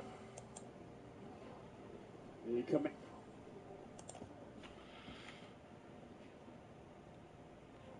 of both has been a little bit scratchy in this inning. It has had its good moments, it has had its poor moments. Corcoran back. South.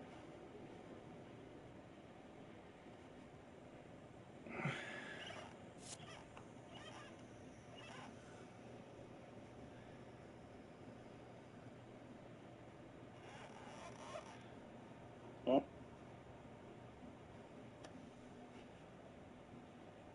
On to the plate. Swing and a pop foul. Out of play left side.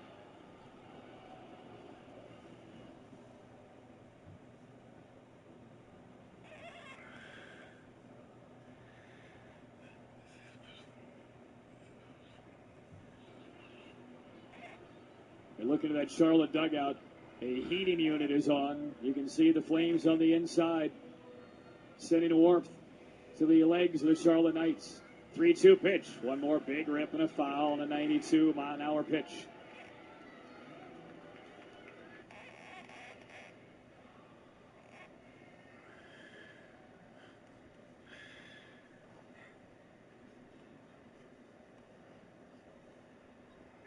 So Corcoran has had a couple of good swings in these last 2 all-out fastballs.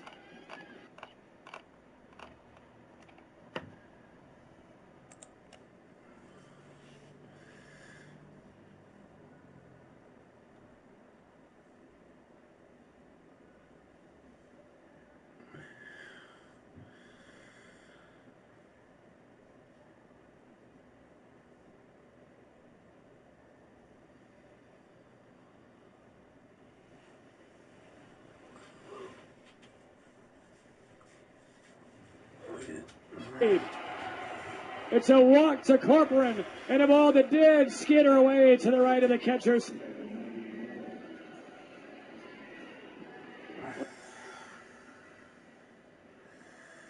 Well, we've talked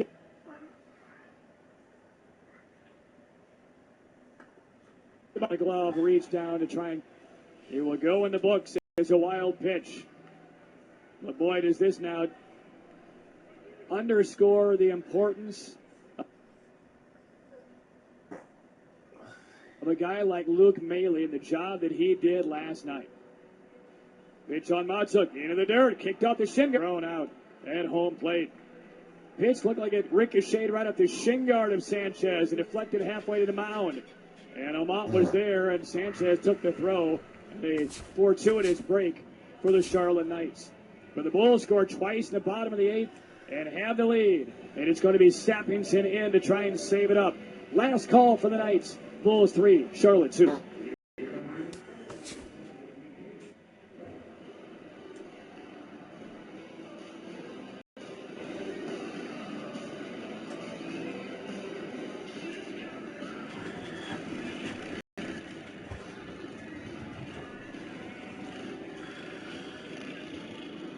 Frontier Communications, the official Wi-Fi provider for the Durham Bulls, trying to do with high-speed internet. $100 Frontier Visa report card at 1-888-FRONTIER. Limited time offers, Wi-Fi services, taxes, fees, and other restrictions apply.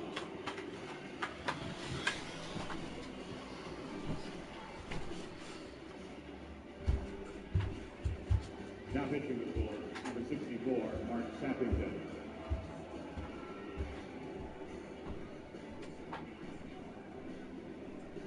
Moving to first base, number 9, Richie Shaver.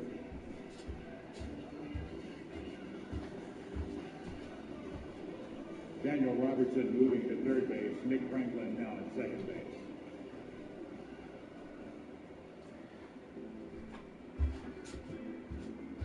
Fans direct your attention to the video board for tonight's Tweet of the Game, presented by Big Seeds. Bigger seeds, bolder flavors, life short. Go big.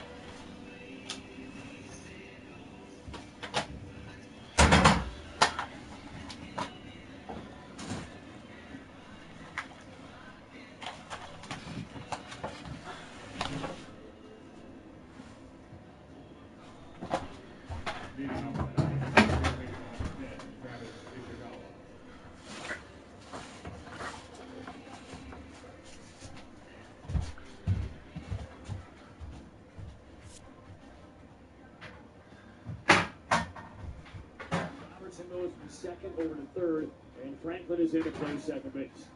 Ishikawa begins the ninth, and a breaking ball for a strike from Sappington. Eddie Gambo now in line to earn the win. 3 2/3 hitless innings in long relief behind Schultz. Walk 2, struck out 3 as Sappington misfires high. A ball and a strike. Sappington, 25-year-old right-hander from Rockhurst University in Kansas City. Ishikawa 0 for 2 with a base on balls. He swings and taps one toward the on-deck circle on the Durham side. 3-2 Bulls. So last night when it appeared as though the Bulls might win their second straight, we saw Charlotte rally late and take one off the table from the Bulls. Could be turnabout for Durham tonight. Pitch in the dirt, chased by Ishikawa. Blocked by the catcher Corcoran. And Ishikawa doesn't even bother to try and run. Grabbed his bat and started walking to the dugout. Corcoran didn't even need to tag him. So Sappington gets the first big out in this ninth inning. Well, just to kind of put a period on that thought about the defensive struggles tonight for Hector Sanchez versus the defensive brilliance we saw last night from Maile. As Coates fouls off an off-speed pitch. And we talked with Jared Sandberg before the game, and by his count last night, Maile was a perfect 12 blocks on pitches in the dirt in 12 opportunities. All of them came with runners on base. If any of those get by, you're talking runs. Well, the struggles we've seen from Sanchez tonight, in most cases with guys on base, he's been unable to come up with pitches in the dirt. As that one bounces in from Sappington. So it cannot be overstated enough, the importance and the value of a guy like Maile, especially in a game like last night. Now, granted, the Bulls did not win, but if that game were tonight and the shoe were on the other foot, this would be a reason that Durham would be still in this game. Coach hangs one in the air down the right field line. No play for Verona. And it's 1-2. But still 2 more outs for Sappington and the Bulls together. nobody on.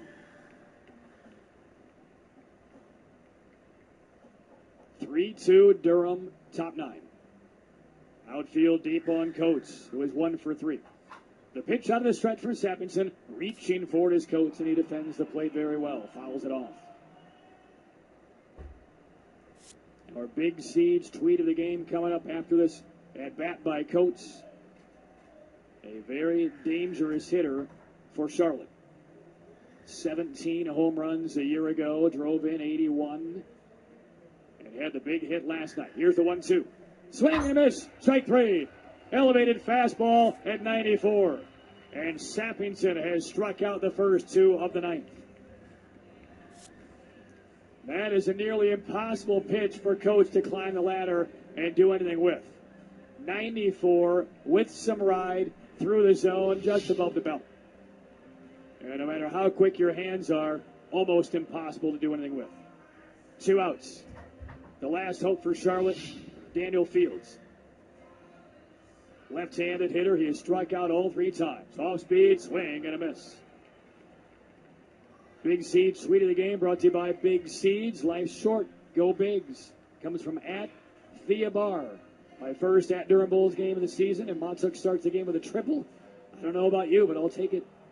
It's our Big Seeds tweet of the game. 0-1. The pitch to Fields, just below the knees. Corcoran tried to draw that pitch up and just get it into the zone. Chad Whitson, plate umpire, did not agree.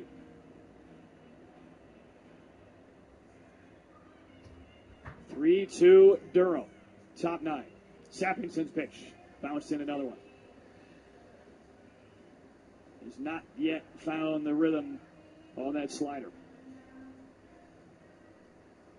5:05 again tomorrow for the series finale with Charlotte. Austin Pruitt makes his Bulls AAA debut against Jacob Turner. 2-1 pitch, cuts and a miss. There's a better slider from Sappington. It was down, and it's 2-2, and the Knights are down to their final strike. 7,725 paid. The remnants of the crowd onto their chilly toes. Hands with gloves and mittens. Muffled applause as Sappington raises the leg, fires home into the dirt, and a check swing ball taken by Fields. A very eager Corcoran tracked down that ball, made the gesture for the appeal to third base, but Fields was not close to swinging. Full count. Sanchez, the embattled catcher for the Knights, would bat next if Fields reaches. 3-2, up and away. Sappington with off speed, missed high and wide, and the tying run is on with 2 outs.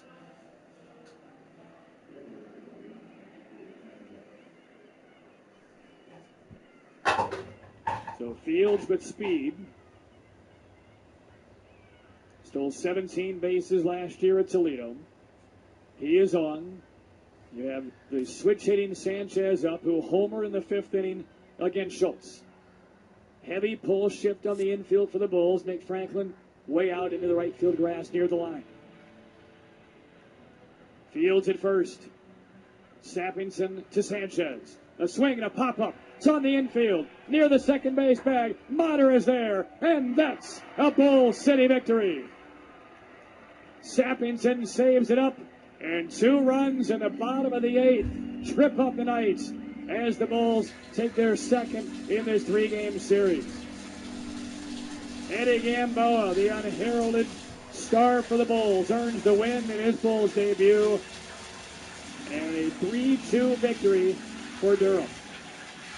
And the Bulls tomorrow with Austin Pruitt can shoot for the outright series win. Final score, Durham 3, Charlotte 2. We are back with the Jim Bowdy, Tamara Ellis, Edward Jones post-game show, and the happy totals after this.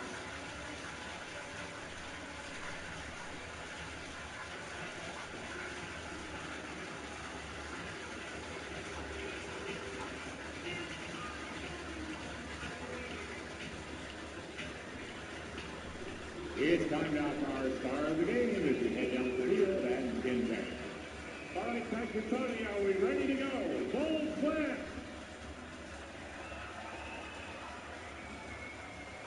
And our thanks to our fans who stayed around so they could cheer us on. The star of the game, once again, is Richie Schaefer. Scored 2 of the 3 runs, an RBI in the first. Another great game, Richie. Yeah, it's a great game all around. Schultz gave us a great start. Eddie came in, did a great job in the middle, and Saxon and closing out. Oh, you certainly did. Tell us about playing in these conditions. A lot of wind and cold. Yeah, it was a tough one, but you got to sort of battle the elements a little bit, and came through. Did it affect you at all at the bat or the wind conditions? Yeah, it's a little tough to feel your hands sometimes, but there's nothing you can do about it. Both teams have to play in it, so that's right. Absolutely. Thank you, Richie, and thank you for being the star of the game once again. No problem, the Bull. Richie comes to play every time, as do the Bulls.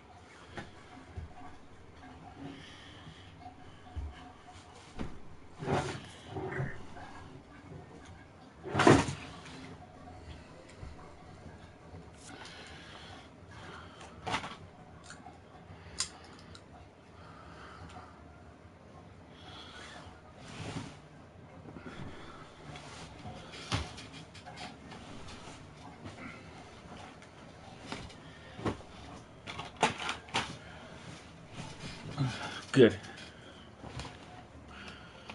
Well, first we go here.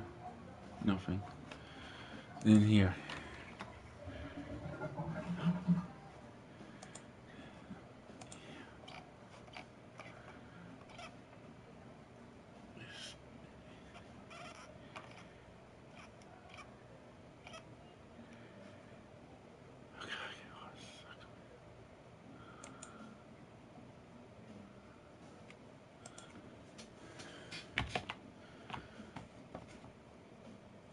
So, Steve Matthews pitched six no-hit innings. William Flores is up for Friday by 5-0 Mets in the fifth, and Anthony Rizzo is a 2-1 homer to make it 2-1 White Sox in the third, and Steve Matthews pitched 7 no-hit innings.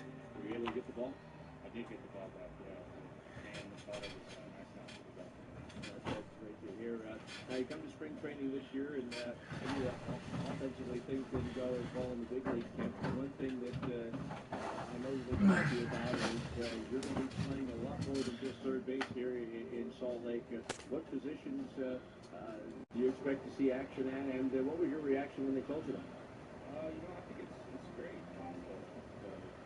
Boosts your versatility and lets you be valuable to everywhere.